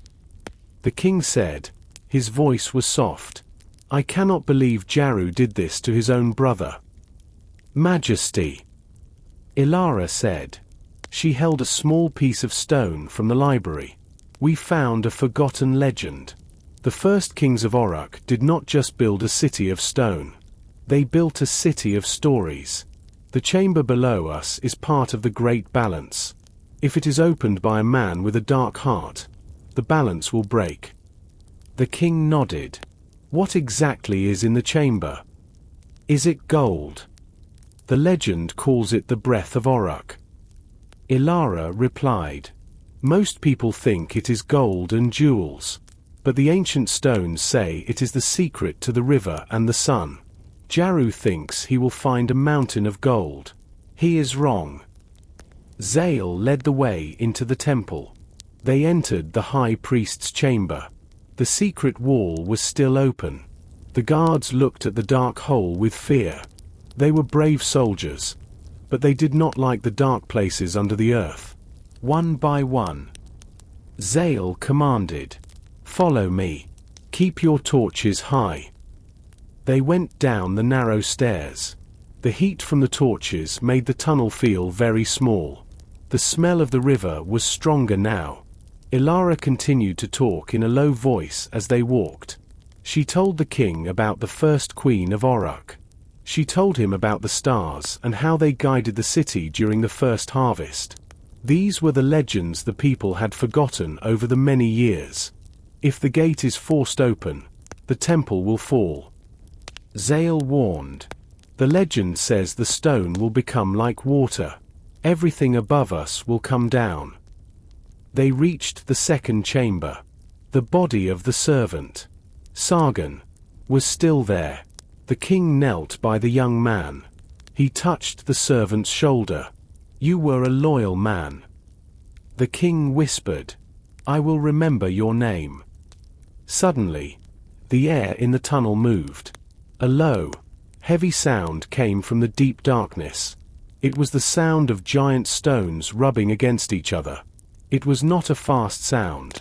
It was slow and very powerful. It felt like the earth itself was groaning. "Jaru is at the gate," Zale said. "He is using the eye of the sun." The floor under their feet began to shake. A small cloud of dust fell from the ceiling and landed on Zale's shoulders. Zale looked up. The heavy stone beams of the temple were far above them. If the legend was true, they were all in a giant trap. "We must stop him before he turns the jewel all the way," Elara said. Her voice was full of fear. "The forgotten legend is not just a story, Majesty.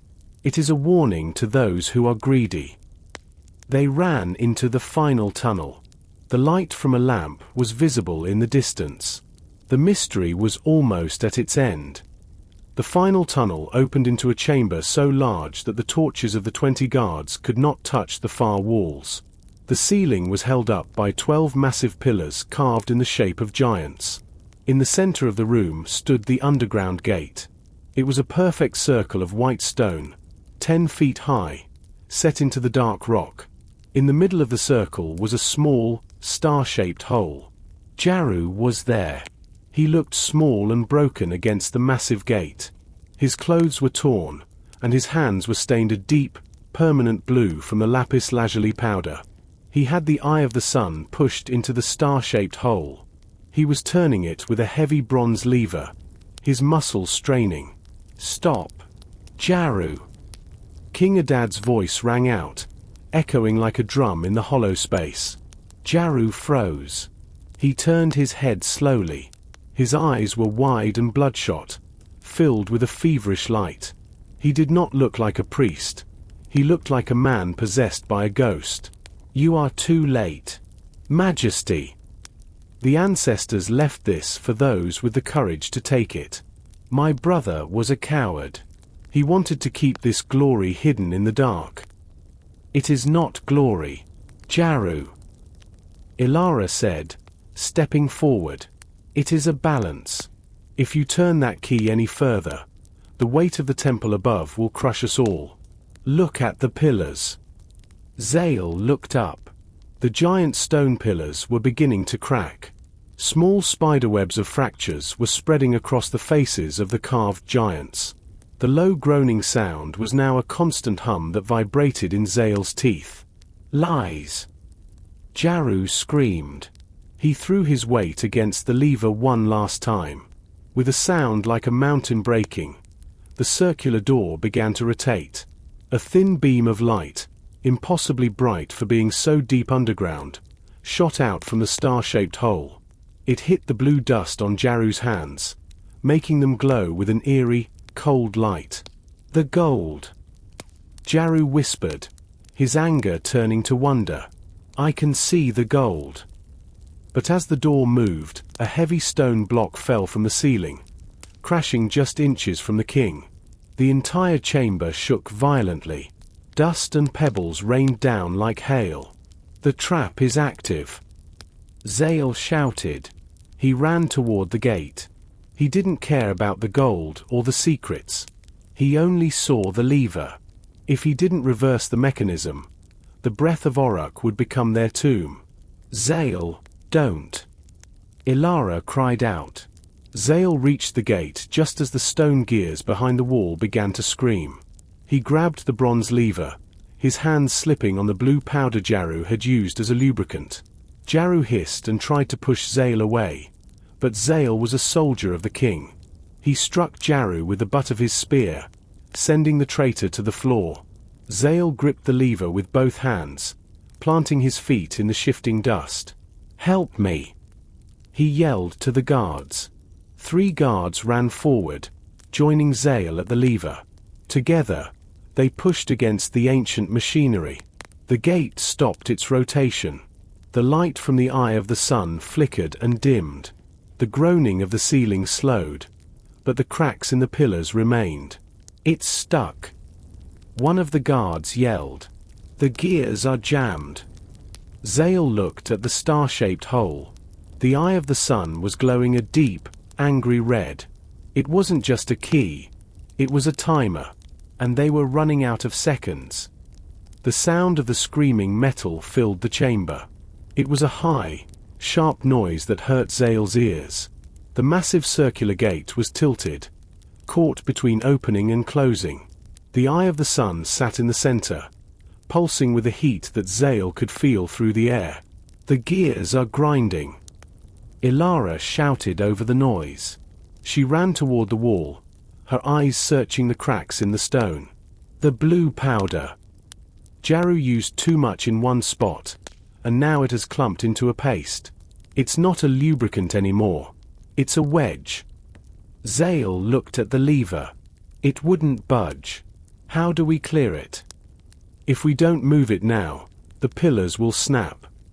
Elara reached into her bag. She pulled out a small flask of thin, clear oil she used for cleaning old tablets. "We have to dissolve the paste. Zale, you have to pour this into the main gear while the guards pull the lever." Zale grabbed the flask. He climbed up the side of the stone gate, his fingers finding small grips in the ancient carvings.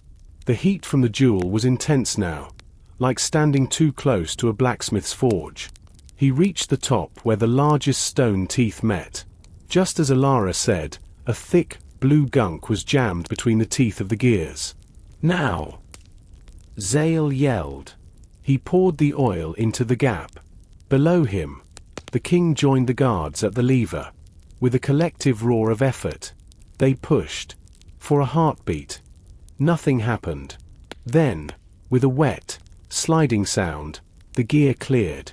The lever swung back, and the gate began to rotate back to its closed position. But as the gate closed, Jaru scrambled to his feet. He saw his dream of gold and power slipping away. With a scream of rage, he lunged not at Zale, but at the eye of the sun. He reached out his blue-stained hands to rip the jewel from its socket. "Jaru, no!" the king cried out. "The mechanism will crush you." Jaru didn't listen. His fingers closed around the glowing jewel. At that exact moment, the circular gate clicked into its final locking position. The bronze teeth of the socket snapped shut like a trap. There was a flash of white light. Jaru was thrown backward across the stone floor. He hit the base of a pillar and lay still. The eye of the sun remained in the door, but its angry red glow faded. It returned to its natural, steady golden light. The shaking stopped. The groaning of the ceiling died down into a few small echoes. A heavy silence fell over the chamber. Zale climbed down from the gate. His hands were covered in oil and blue dust, and his tunic was torn. He walked over to Jaru. The high priest's brother was alive, but his hands were burned, and the madness had left his eyes. He looked only like a tired, defeated old man. The king stepped forward. He looked at the great gate, then at the jewel. He didn't look at the gold he thought might be behind it. He looked at the pillars that had almost fallen. The legend was true. The king said quietly, "The breath of Oruk is not gold. It is the safety of the city. As long as the gate is closed and the jewel is in the temple, our walls stand." He turned to Zale and Elara. "You have done the impossible. You found the killer, saved my life, and kept the heavens from falling on our heads." Zale bowed, his body aching from the struggle. "The 3 days are not yet over. Majesty, the Eye of the Sun is ready to return to its home." The climb back up from the great chamber was slow. The guards carried the injured Jaru, while Zale carried the Eye of the Sun. The jewel felt warm in his palm, pulsing with a gentle, steady light that guided them through the dark tunnels. As they emerged into the high priest's chamber, the cool night air felt like a blessing. The 4th day was just beginning to break. A thin line of gold appeared on the eastern horizon, touching the tops of the ziggurats and the palms along the river. The city of Oruk was starting to wake up, unaware of how close it had come to total destruction. King Adad stood in the center of the temple's great hall. He had removed his heavy royal cloak. He looked tired, but his eyes were clear. He watched as Zale and Elara approached the main altar, a massive block of blue-veined marble positioned directly under a circular opening in the roof. "The time has come," the king said. "The high priest Enki gave his life to protect this city's future. Let us honor him by finishing his work." Zale stepped forward and placed the Eye of the Sun into its rightful place upon the altar. As the jewel touched the stone, it seemed to lock into place, fitting perfectly. Suddenly, the first ray of the morning sun shot through the opening in the ceiling. It hit the jewel directly. The eye didn't just reflect the light, it amplified it. A brilliant beam of golden light shot upward, illuminating the entire hall and casting a glow that could be seen from every street in Oruk. The people in the market stopped and looked up, cheering as they saw the sign that their gods had not abandoned them. The king turned to the gathered crowd of soldiers and priests. He spoke with a voice that reached every corner of the hall. For the crime of murder and treason, Haman, former advisor, and Jaru, brother of the priest, are sentenced to the deep prison for the rest of their days. For the sake of the city, the secret passage is to be sealed with lead and stone. Oruk will be protected by its laws, not just its secrets. For the heroes of Oruk, Zale is named captain of the royal guard. Elara is named high archivist of the great library, with the power to preserve our history for all time. Elara looked at Zale and smiled. The dust and oil from the tunnels was still on their clothes, but the fear was gone. They had started the journey as a simple guard and a quiet scholar, and they had ended it as the protectors of a kingdom. "We did it," Elara whispered. "The 3 days are over, and the city is safe." Zale replied. He looked at his hands.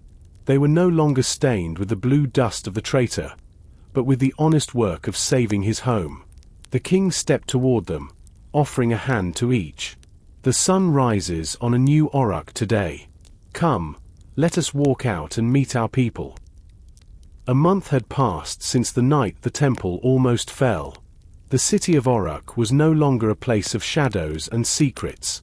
The great harvest had begun, and the fields along the river were heavy with golden grain.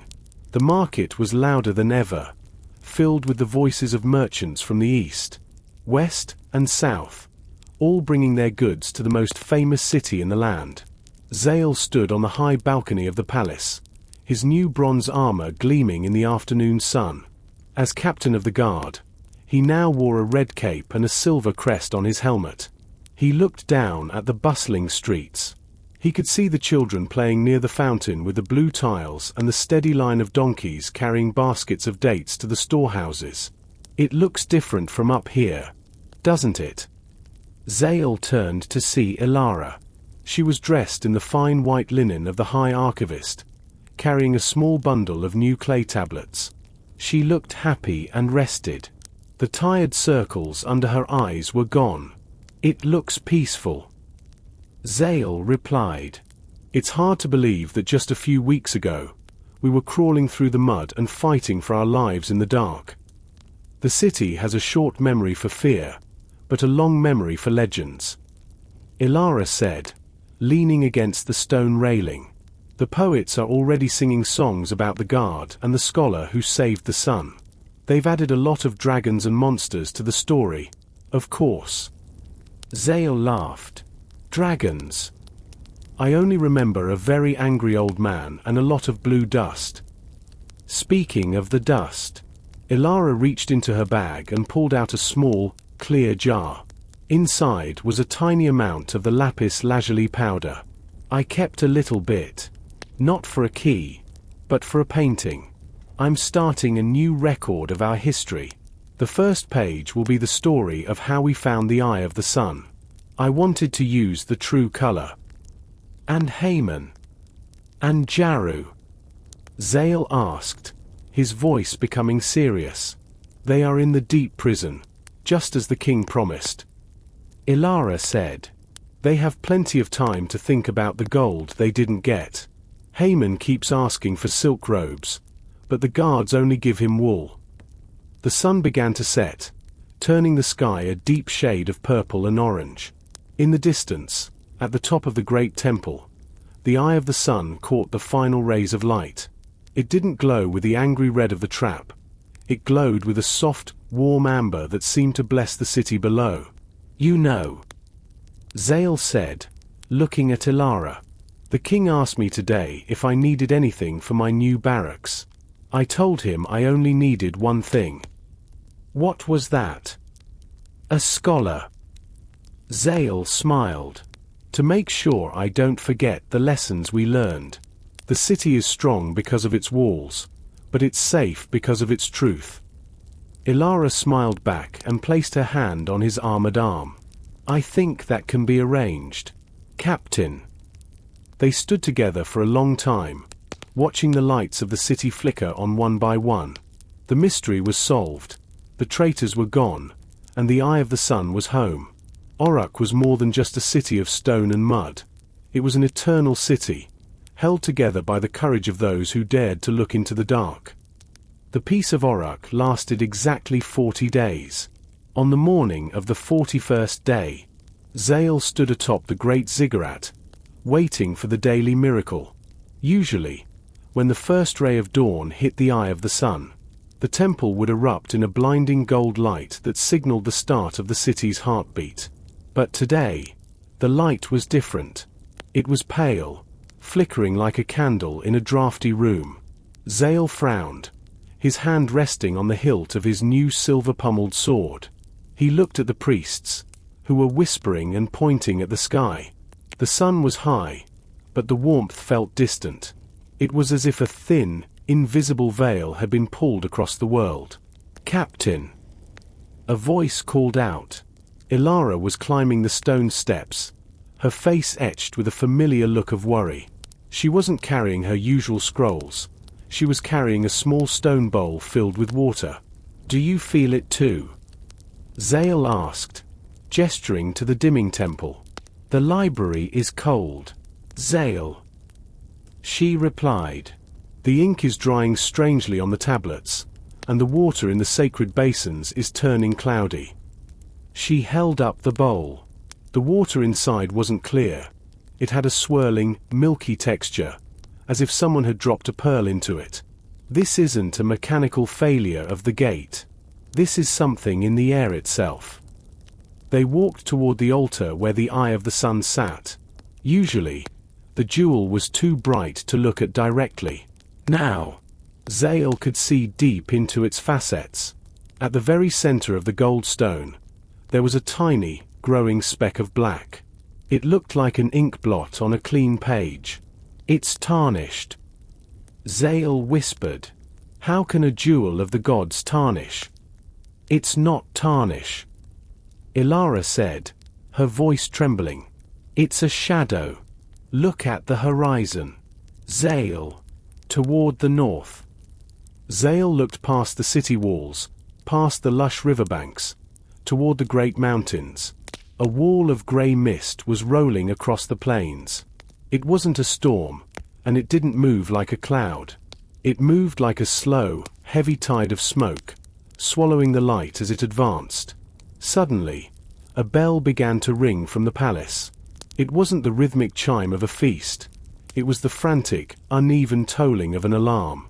A messenger ran up the temple steps, nearly tripping over his own tunic. "Captain! Archivist!" The boy panted. "The king calls for you. A traveler has arrived at the north gate. He didn't come by horse or by foot. He crawled out of the mist, and he claims to be from Yorkala." Zale and Elara shared a look of shock. Yorkala was the sister city to Oruk, located 3 weeks to the north. But no traveler had come from Yorkala in over 100 years. The city was thought to be a ghost, a legend of the old world. The mystery hasn't ended, Zale said, tightening his cape. It's just grown larger. The north gate of Oruk was usually the busiest entrance to the city, filled with farmers and grain carts. Today, it was a scene of hushed terror.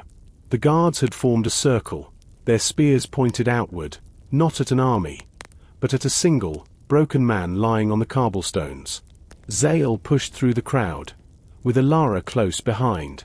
The man on the ground was dressed in rags that might have once been fine silk. His skin was unnaturally pale, almost grey, and his eyes were covered by a thick leather blindfold.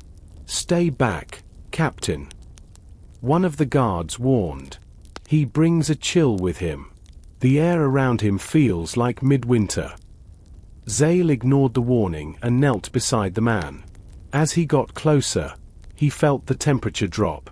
The man's breath came out in white puffs, despite the afternoon heat of the Mesopotamian sun.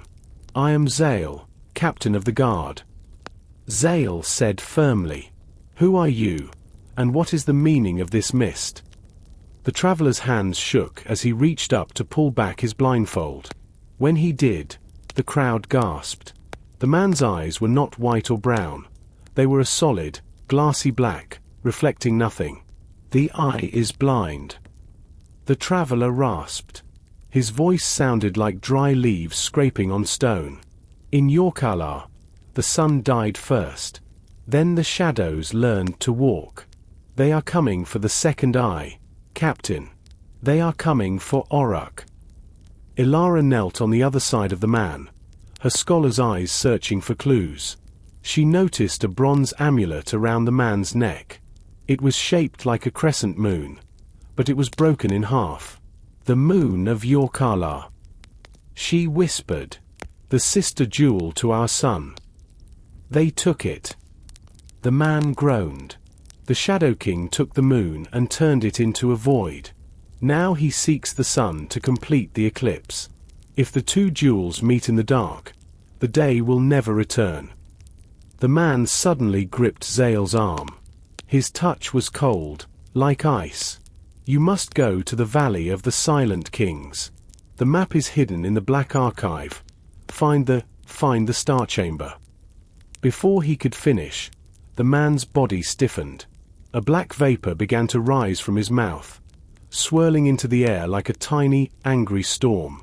The guards stepped back in fear. With a final, rattling breath, the traveler turned to a fine, greyish right before their eyes, leaving behind only his tattered rags and the broken bronze amulet. Zale stood up, his heart pounding. The ash blew away in a sudden, cold wind. The sun above them flickered again, losing more of its golden strength.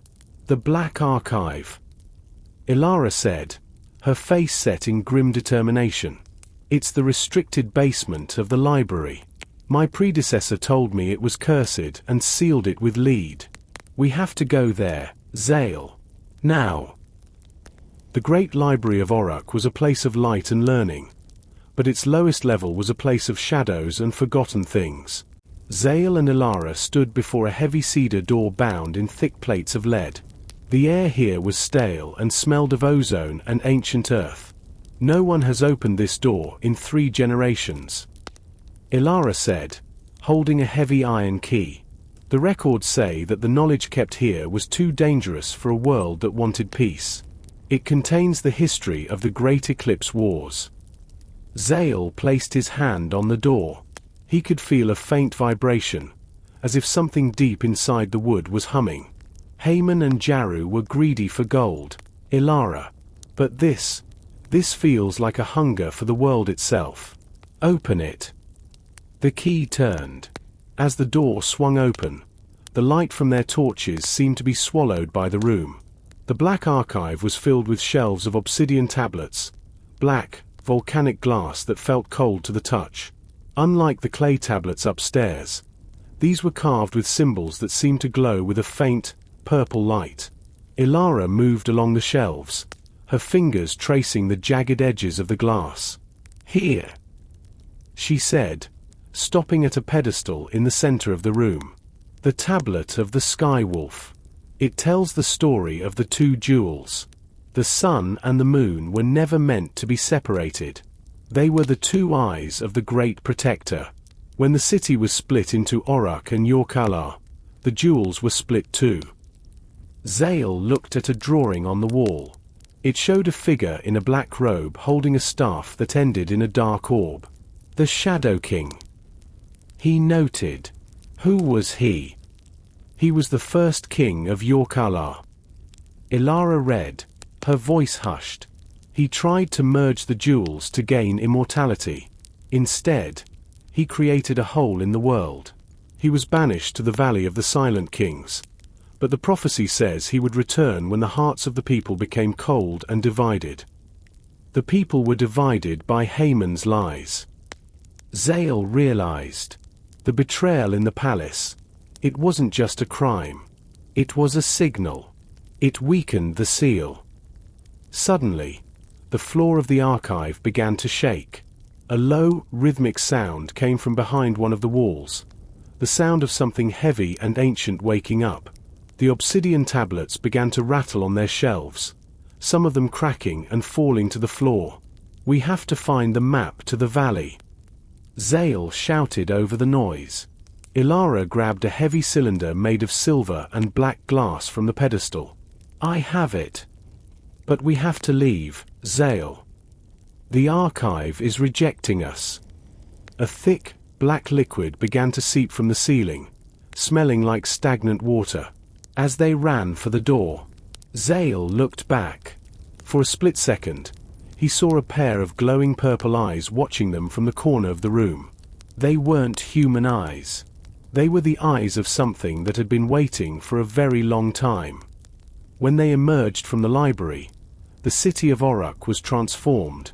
The sky was a bruised, sickly purple. The sun was a mere pale disk, providing no warmth. The mist they had seen on the horizon had reached the walls, and a fine, grey frost was beginning to cover the palm trees and the houses. King Adad was waiting for them at the palace gates, surrounded by his generals. He looked older, his face lined with the stress of the changing world. The people are panicking. The king said, the river is freezing at the edges, and the cattle are refusing to eat. Zale, tell me what you found.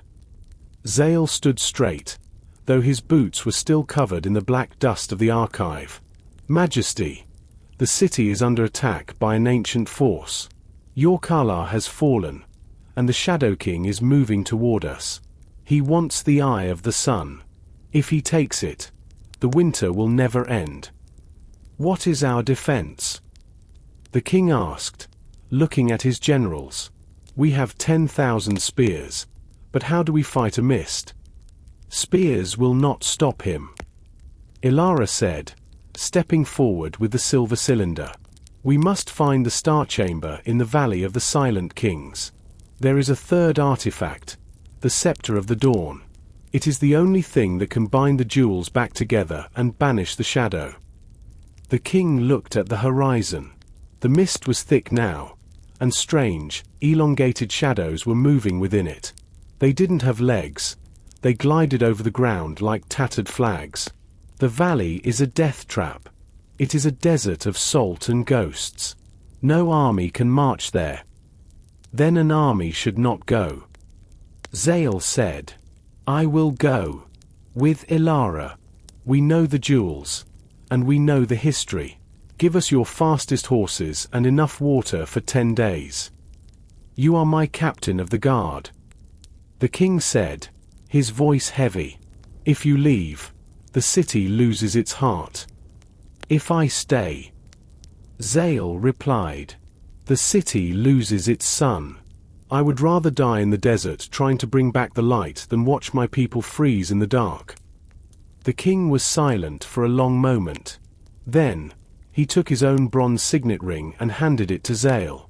"Go. Take whatever you need. I will hold the walls of Oruk as long as there is blood in my veins. But hurry, Zale. The mist is hungry." As Zale and Elara prepared their horses, the first shadow reached the city gates. It was a tall, faceless figure made of smoke. It didn't attack, it simply stood there, its presence turning the air to ice. The war for the light had begun. The journey into the north began under a sky that had no stars. Zale and Elara rode their horses across the parched plains, moving away from the river and into the high desert. The mist followed them, a silent predator that stayed just out of sight but was always felt in the cold wind. The ground beneath them changed from brown earth to a blinding, cracked white. This was the Salt Flats, a place where nothing grew and the wind carried the taste of ancient oceans. The heat of the day was gone, replaced by a biting, dry cold that seeped into their bones. "How far to the valley?" Zale asked, pulling his wool cloak tighter. He led a second horse packed with water skins and dried dates. Elara opened the silver cylinder and pulled out a map made of translucent silk. When she held it up, the map didn't show ink. It showed glowing lines that mirrored the constellations in the sky. "The map says we must follow the star of Ishtar. But the sky is so dark. I can barely see it." They rode in silence for hours. The only sound was the crunch of salt under the horses' hooves. Suddenly, Zale's horse reared up, whinnying in terror. Zale gripped the reins, his eyes scanning the horizon. "What is it?" Elara asked, her hand going to her bag of scrolls. "Something is moving under the salt." Zale whispered. The ground began to bulge and crack. Huge, pale shapes, the size of wagons, were moving beneath the surface. Suddenly, a massive, skeletal head emerged from the white earth. It was a Salt-WM, a creature of legend that was said to eat the shadows of travelers. It had no eyes, but its mouth was filled with rows of needle-sharp teeth. "Don't move," Zale commanded. "It hunts by vibration." The WM rose higher, its white, bony body stretching 20 feet into the air. It tilted its head, sensing the air. Zale held his breath, his hand slowly reaching for a spear. He knew that if he fought it, the noise would bring others. Then, Elara did something unexpected. She pulled a small crystal from her pocket, a fragment of the blue lapis lazuli from the temple. She held it high and began to hum a low, resonant note. The crystal began to vibrate, emitting a soft, blue hum. The Salt-WM turned its head toward the sound. It seemed confused, its predatory instinct clashing with the pure, ancient frequency of the stone. Slowly, the creature lowered its head back into the salt and vanished, the white ground smoothing over behind it. "Where did you learn that?" Zale asked, his heart finally slowing down. "In the Black Archive." Elara panted. "The ancient kings didn't just fight the desert. They talked to it. We need to move fast, Zale. The Salt-WMs are waking up because the great balance is broken. The earth is becoming as restless as the sky." They pushed their horses into a gallop. Ahead of them, the white desert ended, and the dark, jagged peaks of the Valley of the Silent Kings rose like the teeth of a giant. The entrance to the Valley of the Silent Kings was a narrow gorge, so tight that only one horse could pass at a time. The black rock walls rose hundreds of feet into the air, blocking out whatever pale light remained in the sky. Here, the wind didn't just howl, it whispered. It sounded like 1,000 voices speaking at once in a language that Oruk had forgotten millennia ago. "Don't listen to them," Zale warned, leading his horse by the reins. "The air in these canyons is strange. It plays tricks on your mind." "It's not just the air, Zale," Elara whispered, her eyes wide as she looked at the carvings on the canyon walls. These weren't the lions and bulls of Oruk. They were strange, elongated figures with multiple arms, holding spheres that resembled the sun and the moon. These are the pre-builders. They existed before the first brick of Oruk was ever laid. As they moved deeper, the whispers grew louder. Zale felt a sudden, sharp memory of his father, a soldier who had died in a border skirmish. He could hear his father's voice calling his name, telling him to put down his sword and rest. He felt a heavy lethargy in his limbs, a desire to simply sit down in the black dust and sleep. "Zale, look at me." Elara's voice broke through the haze. She was holding the blue lapis crystal again, and it was glowing with a fierce, steady light. "Focus on the blue. The blue is the truth." Zale shook his head, the fog in his mind clearing. "I see it now. The valley, it feeds on regret." They reached a wide circular plaza at the heart of the gorge. In the center stood 12 massive stone thrones, each occupied by a silent king, statues of ancient rulers carved from the same black rock as the mountains. Their faces were smooth, with no eyes or mouths, yet they seemed to be watching. The star chamber should be beneath the central throne, Elara said, checking the silk map. "But look at the floor." The stone floor was a massive astronomical clock, with silver lines representing the movement of the heavens. But the silver was turning black. A shadow was creeping across the map, coming from the throne of the last king. Suddenly, the last king, the one furthest to the north, began to move. It wasn't a statue. It was a shell of stone inhabited by a dark, swirling vapor. Its eyeless head turned toward them, and a chill so profound hit Zale that his breath turned to ice instantly. "The Shadow King has a sentinel here," Zale growled, drawing his sword. "Stay behind me, Elara.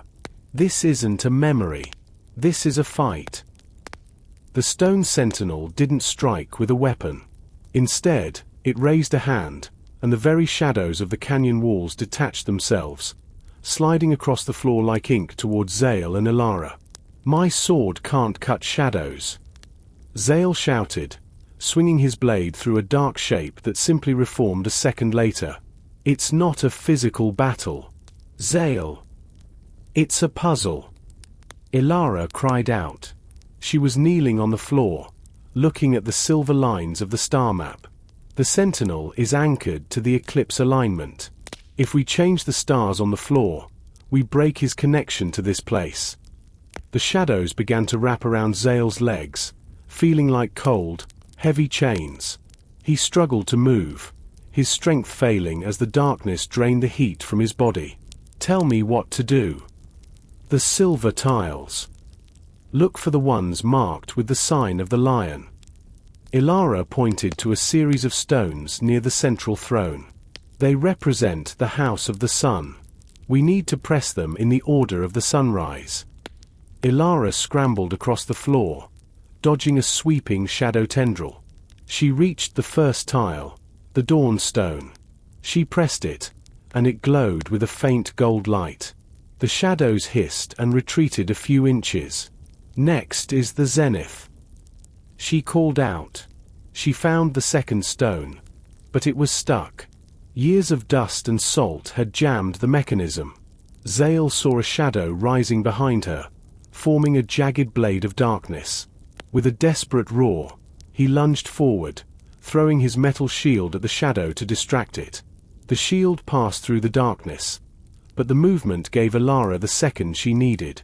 She used her bronze stylus to pry the stone loose and slammed it down. A beam of pure, white light shot up from the floor, hitting the stone sentinel in the chest. The creature wailed, and its form began to flicker. The dusk stone. Quickly! Zale yelled, holding back a wave of darkness with his bare hands, his skin turning blue from the cold. Elara found the final stone and threw her entire weight onto it. As the third light ignited, the three beams converged on the central throne. The sentinel exploded into a cloud of harmless grey ash, and the shadows vanished instantly. The central throne began to sink into the floor, revealing a spiraling staircase made of translucent white quartz. "The way is open," Elara panted, her face covered in sweat despite the cold. "The star chamber is below." As they descended the quartz stairs, the air changed.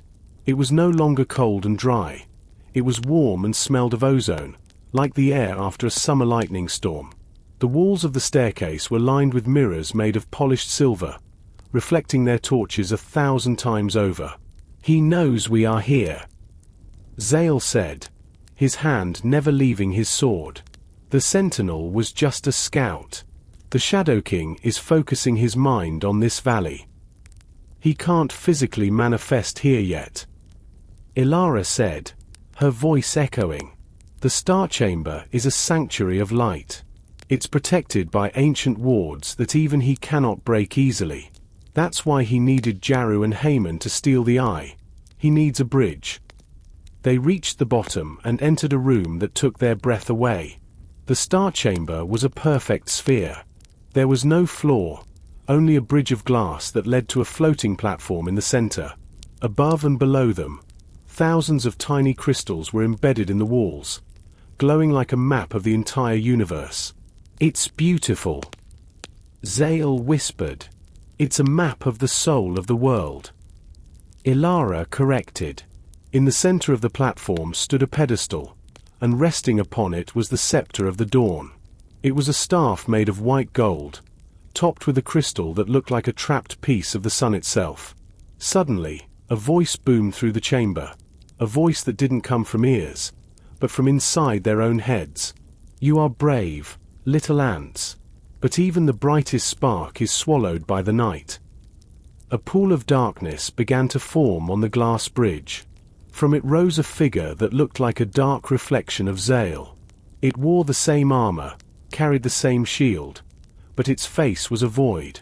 "This is the Wraith Knight," Elara warned. "It is made from your own fears. Zale, if you believe you can't win, he becomes invincible." The Wraith Knight raised a shadow sword and charged. Zale met the attack, the impact of their blades sending a shockwave through the chamber. It was like hitting a wall of solid ice. Every time Zale struck, his own arms felt the pain. "I am not afraid of my own shadow," Zale growled, parrying a blow that would have taken his head. He realized he couldn't win by force. He looked at the scepter on the pedestal. "Elara. The scepter. It needs to be activated." Elara ran toward the pedestal, but a barrier of black flame erupted around it. The Shadow King's influence was seeping through the cracks in the chamber's wards. "I can't reach it," she cried. "The flame is feeding on the darkness in the room." Zale was being pushed back toward the edge of the glass bridge. The Wraith Knight was growing taller, stronger, fueled by the encroaching shadow. Zale looked at his own reflection in the silver mirrors on the walls. He saw a man who was tired, a man who missed his father, a man who was terrified of failing his king. "Then I'll give it something else to feed on," Zale shouted. He lowered his shield and closed his eyes. He stopped fighting the Wraith Knight. He let the cold of the shadow wash over him, but instead of resisting it with anger, he embraced it with the memory of the light he had seen at Oruk. He thought of the sunrise over the river, the laughter in the market, and the courage Elara had shown in the library. The Wraith Knight froze. Without Zale's fear to fuel it, the shadow began to shrink. "Now, Elara!" Zale yelled. Elara didn't use her hands. She took the eye of the sun, the replica she had used in the temple, and threw it into the black flames. The fake jewel was just a piece of glass, but it was infused with the true light of Oruk. The black flames turned white and vanished. Elara grabbed the scepter. The moment her fingers touched the white gold, a pulse of pure, blinding light erupted from the pedestal. The Wraith Knight shattered into 1,000,000 pieces of glass. "I have it," Elara whispered, the scepter glowing softly in her hands. "The scepter of the dawn is awake." But the victory was short-lived. The crystal walls of the chamber began to show images, visions of the world outside. They saw Oruk, but the city was unrecognizable. The great ziggurat was covered in black ice, and a massive, winged shadow was circling the palace. "He's already there," Zale said, his voice grim. "The Shadow King has arrived at the gates of Oruk. We have the weapon, but we are a week's ride away." "The scepter isn't just a weapon," Elara said, looking at the base of the staff. "It has the symbol of the sun path. Zale, if we use the Star Chamber's mirrors, we don't have to ride back. We can fly on the light itself." Zale looked at the thousands of mirrors in the room. "You want us to turn into light? Is that even possible?" The pre-builders used these chambers to travel between Oruk and Yorkala in the blink of an eye. Elara explained, her hands moving over the controls at the base of the pedestal. "The scepter is the navigator.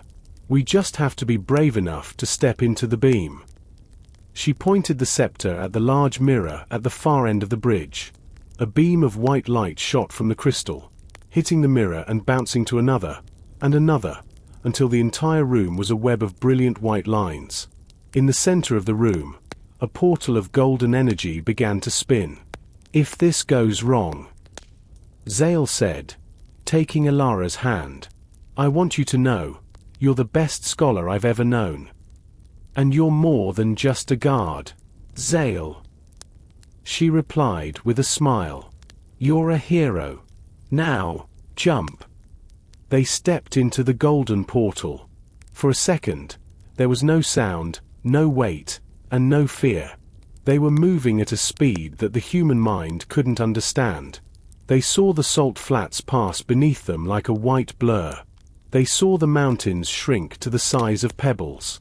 Suddenly, the light turned cold. A massive, black claw reached out from the sky, trying to grab the beam of light.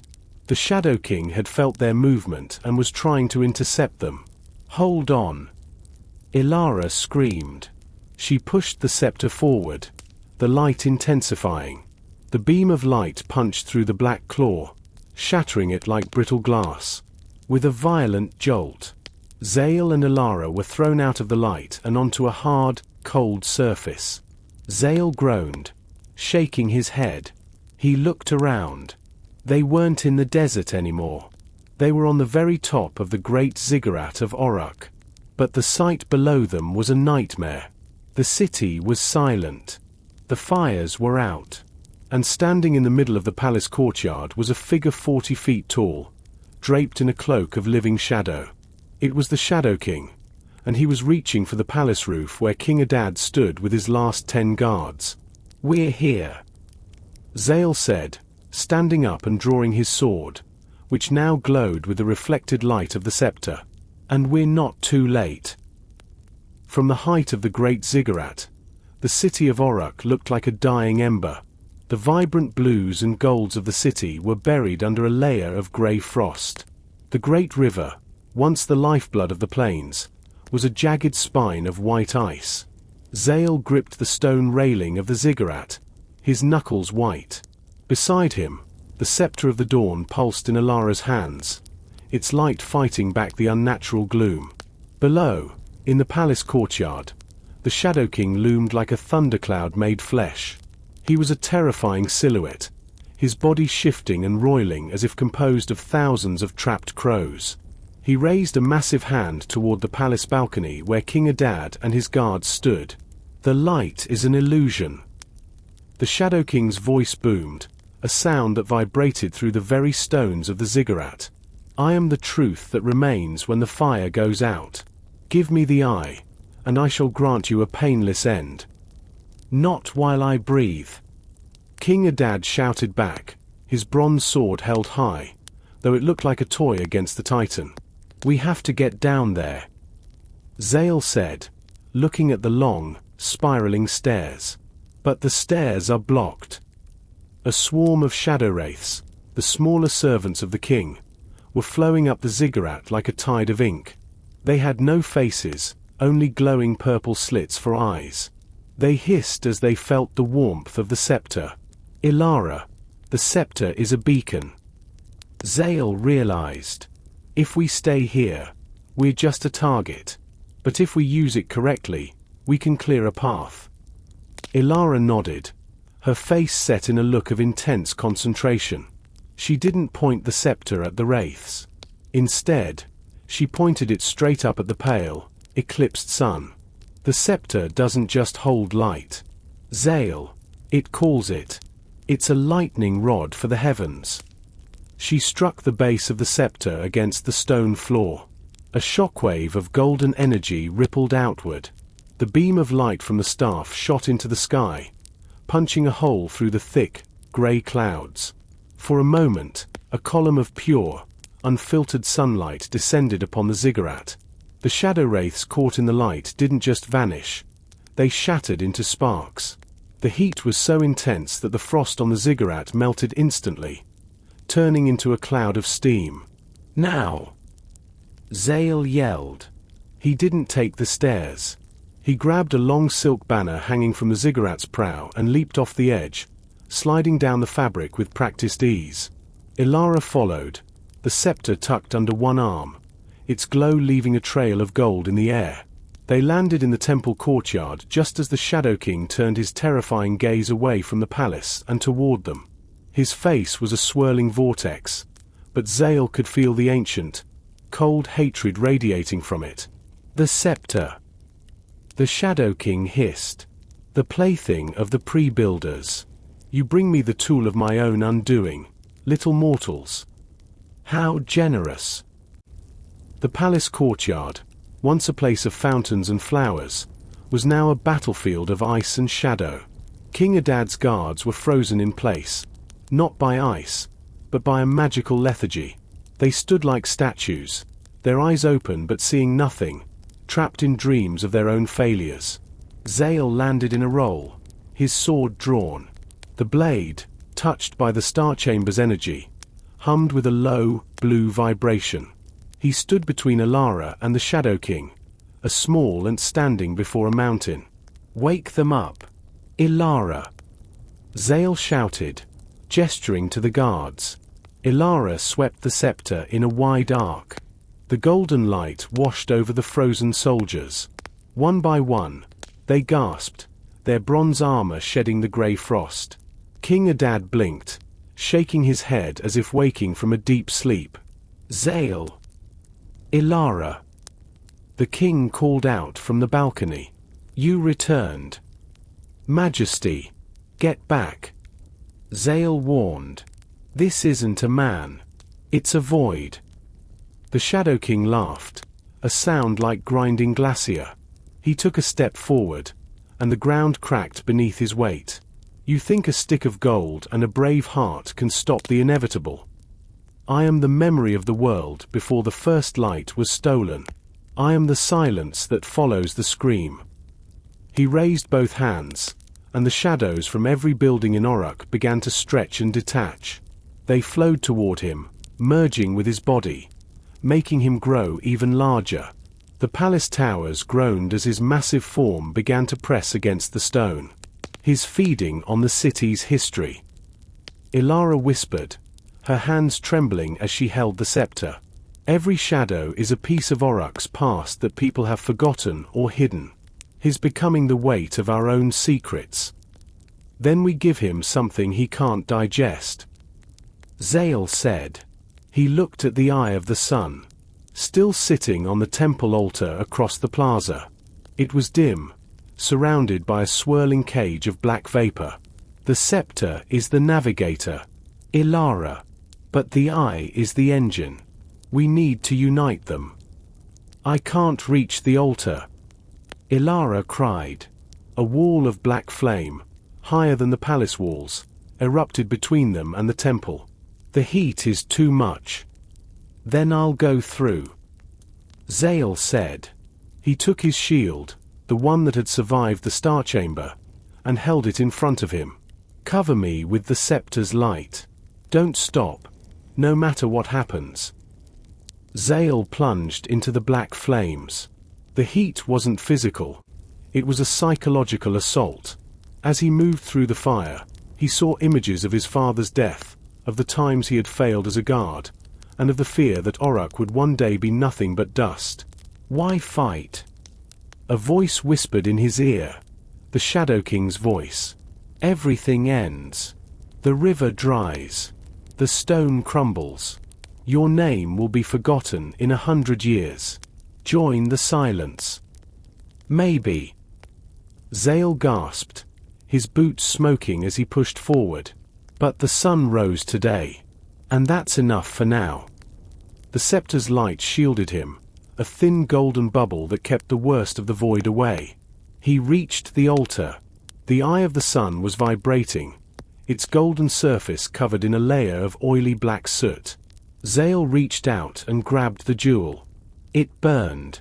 Not like fire, but like a sudden, intense memory. He saw the construction of Orruk, the sweat of the builders, the first harvest, and the hope of 1,000 generations. The jewel wasn't just a stone. It was a record of every happy moment the city had ever known. With a roar of effort, Zale pulled the eye from the altar. The black flames around him shattered like glass. He turned and ran back toward Elara, the jewel glowing so brightly in his hand that it looked like he was carrying a piece of the sun itself.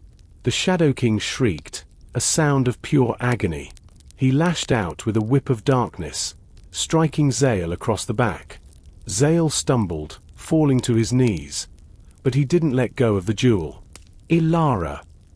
He yelled, sliding the eye across the icy ground toward her. Elara caught it. The moment the eye of the sun came within a few feet of the scepter of the dawn, a magnetic force pulled them together. The eye didn't just sit on the scepter. It merged with the crystal at the top. The light that erupted from the union was not gold. It was a pure, blinding white, the color of the first second of creation. The Shadow King recoiled, his massive form beginning to fray at the edges like burnt paper. This is not possible. The Shadow King roared. The union was broken. The moon is mine. The moon is only half the story, Elara said, her voice resonant and powerful. And stories can be rewritten. With the eye and the scepter united, Elara was no longer just a scholar. She was the conductor of a celestial symphony. The white light didn't just push the shadows back. It began to heal the city. Where the light touched the ice, the river began to flow. Where it touched the frozen guards, their hearts filled with courage. The Shadow King tried to fight back. He collapsed his gargantuan form, condensing into a human-sized figure dressed in armor of shifting obsidian. He held a blade of pure nothingness. He was faster now, moving like a blink of an eye. He charged at Elara, but Zale was there. The two warriors met in the center of the courtyard. It was a clash of fundamental forces. Zale's sword, now singing with the power of the sun, met the blade of the void. Sparks of light and darkness flew in every direction, scorching the stone floor. You are a speck of dust, the Shadow King hissed, his black eyes inches from Zale's. I am a citizen of Orruk, Zale replied, his teeth gritted. And we don't like visitors who don't knock. Zale used a technique he had learned from his father, a low sweep followed by a shield bash. The shield, infused with the scepter's proximity, hit the Shadow King with the force of a falling star.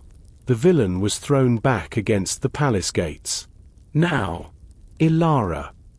Zale shouted, dropping to one move to give her a clear line of sight. Elara raised the scepter eye. She didn't fire a beam of energy. Instead, she released a pulse of truth.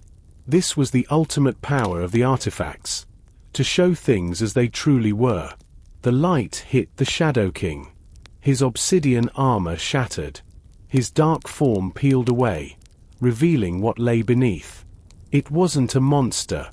It was a man, the first king of Yorkala, his face twisted in a mask of eternal sorrow and loneliness. He had sought the jewels not to destroy the world, but because he was afraid of being forgotten. The shadow is just a mask for fear. Elara said softly. The light intensified. The Shadow King's form became translucent. He looked at his hands, which were slowly turning into points of light. He looked at King Adad, then at Zale. For the first time, the malice left his eyes, replaced by a profound, ancient exhaustion. "So, it ends." The spirit of the first king whispered. "The sun is so warm." With a final, gentle flash, the Shadow King vanished. He didn't explode. He simply dissipated into the air like a morning mist meeting the noon sun. The silence that followed was absolute. Then, the sound of the river returned, the roar of water breaking through the last of the ice. The grey clouds in the sky shattered, and the true sun, the Real sun, poured down upon Oruk. The people began to emerge from their homes. They looked at their hands, at the melting frost, and at the great ziggurat. A massive cheer began in the market and spread through the entire city, a wall of sound that made the palace windows vibrate. King Adad walked down the palace steps. He looked at Zale and Elara. He didn't speak as a king to his subjects. He spoke as a man to his saviors. He took off his golden circlet and bowed his head to them. "You have saved more than the city." The king said, "You have saved our very souls." Zale stood up, his armor battered and his body aching. He looked at the scepter in Elara's hands. The eye of the sun was still attached, but its light was now soft and steady. "The Shadow King is gone," Zale said. But he said something. "Elara." He said the moon was his. If the moon is still in Yorkala, the balance isn't fully restored. Elara looked toward the north. The mist was gone, but the horizon still looked thin, as if the world there was made of paper. "You're right. As long as the moon of Yorkala is tainted by his influence, the darkness can return. We've won the battle for Oruk, but the sister city is still in pain. Then we have work to do," Zale said, a small smile finally touching his lips. "The king will want a feast." Elara noted. "A great one, to celebrate the victory." "The king can have his feast," Zale replied. "But tomorrow, we head north. We have a moon to find." The people of Oruk celebrated for 7 days and 7 nights. But on the 8th morning, 2 riders were seen at the north gate. They didn't carry spears or banners of war. They carried a white gold scepter and a map made of stars. The first arc of their journey was over, but the mystery of the sister city, the frozen ruins of Yorkala, was just beginning. The march toward the north was unlike any journey Zale had ever taken. As they left the fertile plains of the river valley, the green world died behind them. The grass turned to brittle straw, then vanished under a layer of permafrost. The sky was no longer the deep azure of Oruk. It was a bruised, heavy grey that seemed to press down on the peaks of the great mountains. "The scepter is cold," Elara noted, her breath visible as a white mist. She held the scepter of the dawn close to her chest. The eye of the sun at its tip pulsed with a dim, rhythmic orange light, like a heartbeat struggling against the cold. "It feels the absence of its sister. The moon of Yorkala is crying out. Zale."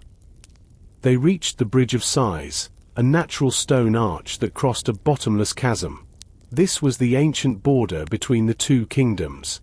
On the Orruk side, the stone was carved with lions. On the far side, it was carved with silent, weeping owls. "Do you hear that?" Zale asked, stopping his horse. It wasn't a sound, but a feeling, a vibration in the soles of his boots. It was the sound of a city breathing, but the breath was ragged and frostbitten. As they crossed the bridge, the horses' hooves made a hollow, metallic sound. The records say Yorkala was built inside the mountain, not upon it. Elara whispered. They were the masters of the night, the observers of stars. They didn't want the sun to blind their calculations. Suddenly, the mist ahead of them parted. They saw a massive gate carved directly into the face of a black cliff. Unlike the mud brick gates of Orruk, this was made of star iron, a dark, shimmering metal that fell from the sky. It was covered in a layer of silver frost, and sitting atop the battlements were not soldiers, but statues of owls with eyes made of sapphire. "We are here," Zale said, drawing his glowing sword. "The city of the silver moon." The gates of Yorkala stood wide open, as if the city had simply forgotten to close them when the darkness arrived. Inside, the architecture was breathtaking. The streets were paved with white marble that caught the faint light, and the buildings were tall, slender towers that reached toward the cavern ceiling. But there was no one. No market cries. No children laughing. No smell of cooking fires. There was only the sound of the wind whistling through the silver flutes built into the tops of the towers. "Where is everyone?" Zale asked, his voice echoing too loudly in the stillness. "They aren't dead," Elara said, kneeling to examine a statue of a woman holding a basket of fruit. She touched the stone and pulled her hand back in surprise. "Zale, she's warm. They aren't statues. They've been time-locked." Zale looked around. The entire population of Yorkala was frozen in a single moment of time. A baker was reaching for a loaf of bread, a guard was mid-stride, a mother was looking at her child. They were encased in a thin, translucent layer of chronal frost. The Shadow King didn't just conquer them. Elara realized. He stopped them. He wanted a city that would never change, never grow, and never forget him. He stole their future. In the center of the city stood the inverted ziggurat. Instead of rising toward the sky, it spiraled deep into the heart of the mountain. At the very bottom, a pool of black liquid, the same void stuff they had seen in Orruk, was slowly rising. "The moon is at the bottom of that spiral," Zale said, "and the void is trying to drown it. If the liquid reaches the surface, the time lock will become permanent. They will stay like this until the end of the world." Descending the inverted ziggurat felt like walking into the belly of a giant. The air grew thinner and colder with every step. The walls were lined with mirrors of polished silver, but they didn't reflect Zale and Elara. They reflected the people of Yorkala as they were before the frost, happy, vibrant, and full of life. "The mirrors are holding the city's memories," Elara said, her voice trembling. "As long as the memories are trapped here, the people stay frozen up there." They reached the final level. In the center of a vast, subterranean lake of black ink stood a solitary pillar. Resting upon it was the moon of Yorkala. It was a perfect sphere of white pearl, but it was currently covered in a web of black veins. It looked like a heart that had been poisoned. Standing between them and the pillar was the guardian of the moon. It was a massive owl made of silver and shadow, its wings spanning 30 feet. Its eyes were two burning purple embers. "I am the silence." The guardian spoke, its voice 1,000 whispers. "The sun has no power in the deep. Turn back, or become part of the gallery of the frozen." Zale stepped onto the narrow stone walkway that led to the pillar. "The sun and moon are brother and sister," he said, holding his shield high. "And it's time for them to speak again." The guardian lunged, its silver talons scraping against Zale's bronze shield. Zale was thrown back, but he planted his sword in the ground to stay upright. "Elara, the scepter!" Zale yelled. "It's not enough to fight. You have to sing." Elara understood. She didn't point the scepter like a weapon. She sat on the cold floor and placed it across her knees. She closed her eyes and began to recite the ancient liturgy of the heavens, a poem she had found in the Black Archive. As she spoke the words, the eye of the sun began to glow with a soft, pulsing warmth. The scepter didn't fire a beam. It began to vibrate, sending ripples through the air. The ripples hit the black lake, and the ink began to turn back into clear, pure water. The guardian shrieked, its shadow feathers dissolving. It wasn't being destroyed, it was being purified. The purple fire in its eyes faded, replaced by a soft, sapphire light. The silver owl landed on the pillar and bowed its head to Elara. The scholar knows the old songs. The guardian whispered, "The balance is remembered." Zale reached the pillar. He took the scepter from Elara and touched the eye of the sun to the poisoned moon. For a moment, there was a violent struggle. The black veins on the moon fought back, trying to swallow the sun's light. But the scepter acted as a bridge. The energy of the star chamber, the courage of the guard, and the wisdom of the archivist flowed through the white gold. "Cleanse it!"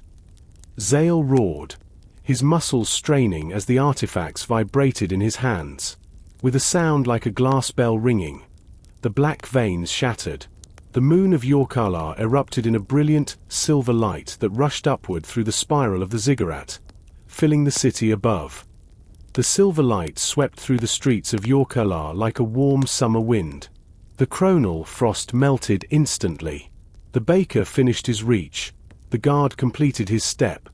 The mother smiled at her child. Life returned to the mountain city in a single, glorious heartbeat. Zale and Elara climbed back to the surface. They found the people of Yorkala confused but alive. The high priestess of the moon, a woman with silver hair and robes of starlight, met them at the entrance of the ziggurat.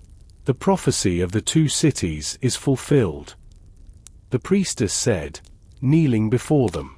"The sun has found the moon in the dark."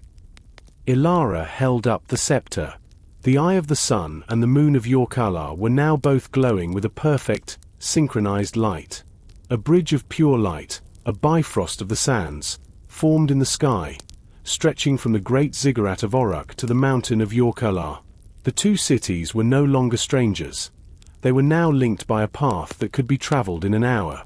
King Adad arrived on the bridge, meeting the priestess in the center. They clasped hands, ending a century of isolation. Zale and Elara stood on the bridge, looking out over the world. The mist was gone. The shadows were back to being just shadows. The Eye of the Sun mystery had started with a single drop of blue dust in a locked room, and it had ended with the restoration of a world. "What now, Captain?" Elara asked, leaning her head on Zale's shoulder. Zale looked at the silver and gold cities glowing in the twilight. "Now," he said, "we go home. I think there's a library that needs organizing and a guard that needs training. But first, a long nap." Zale laughed. "Without any ghosts?"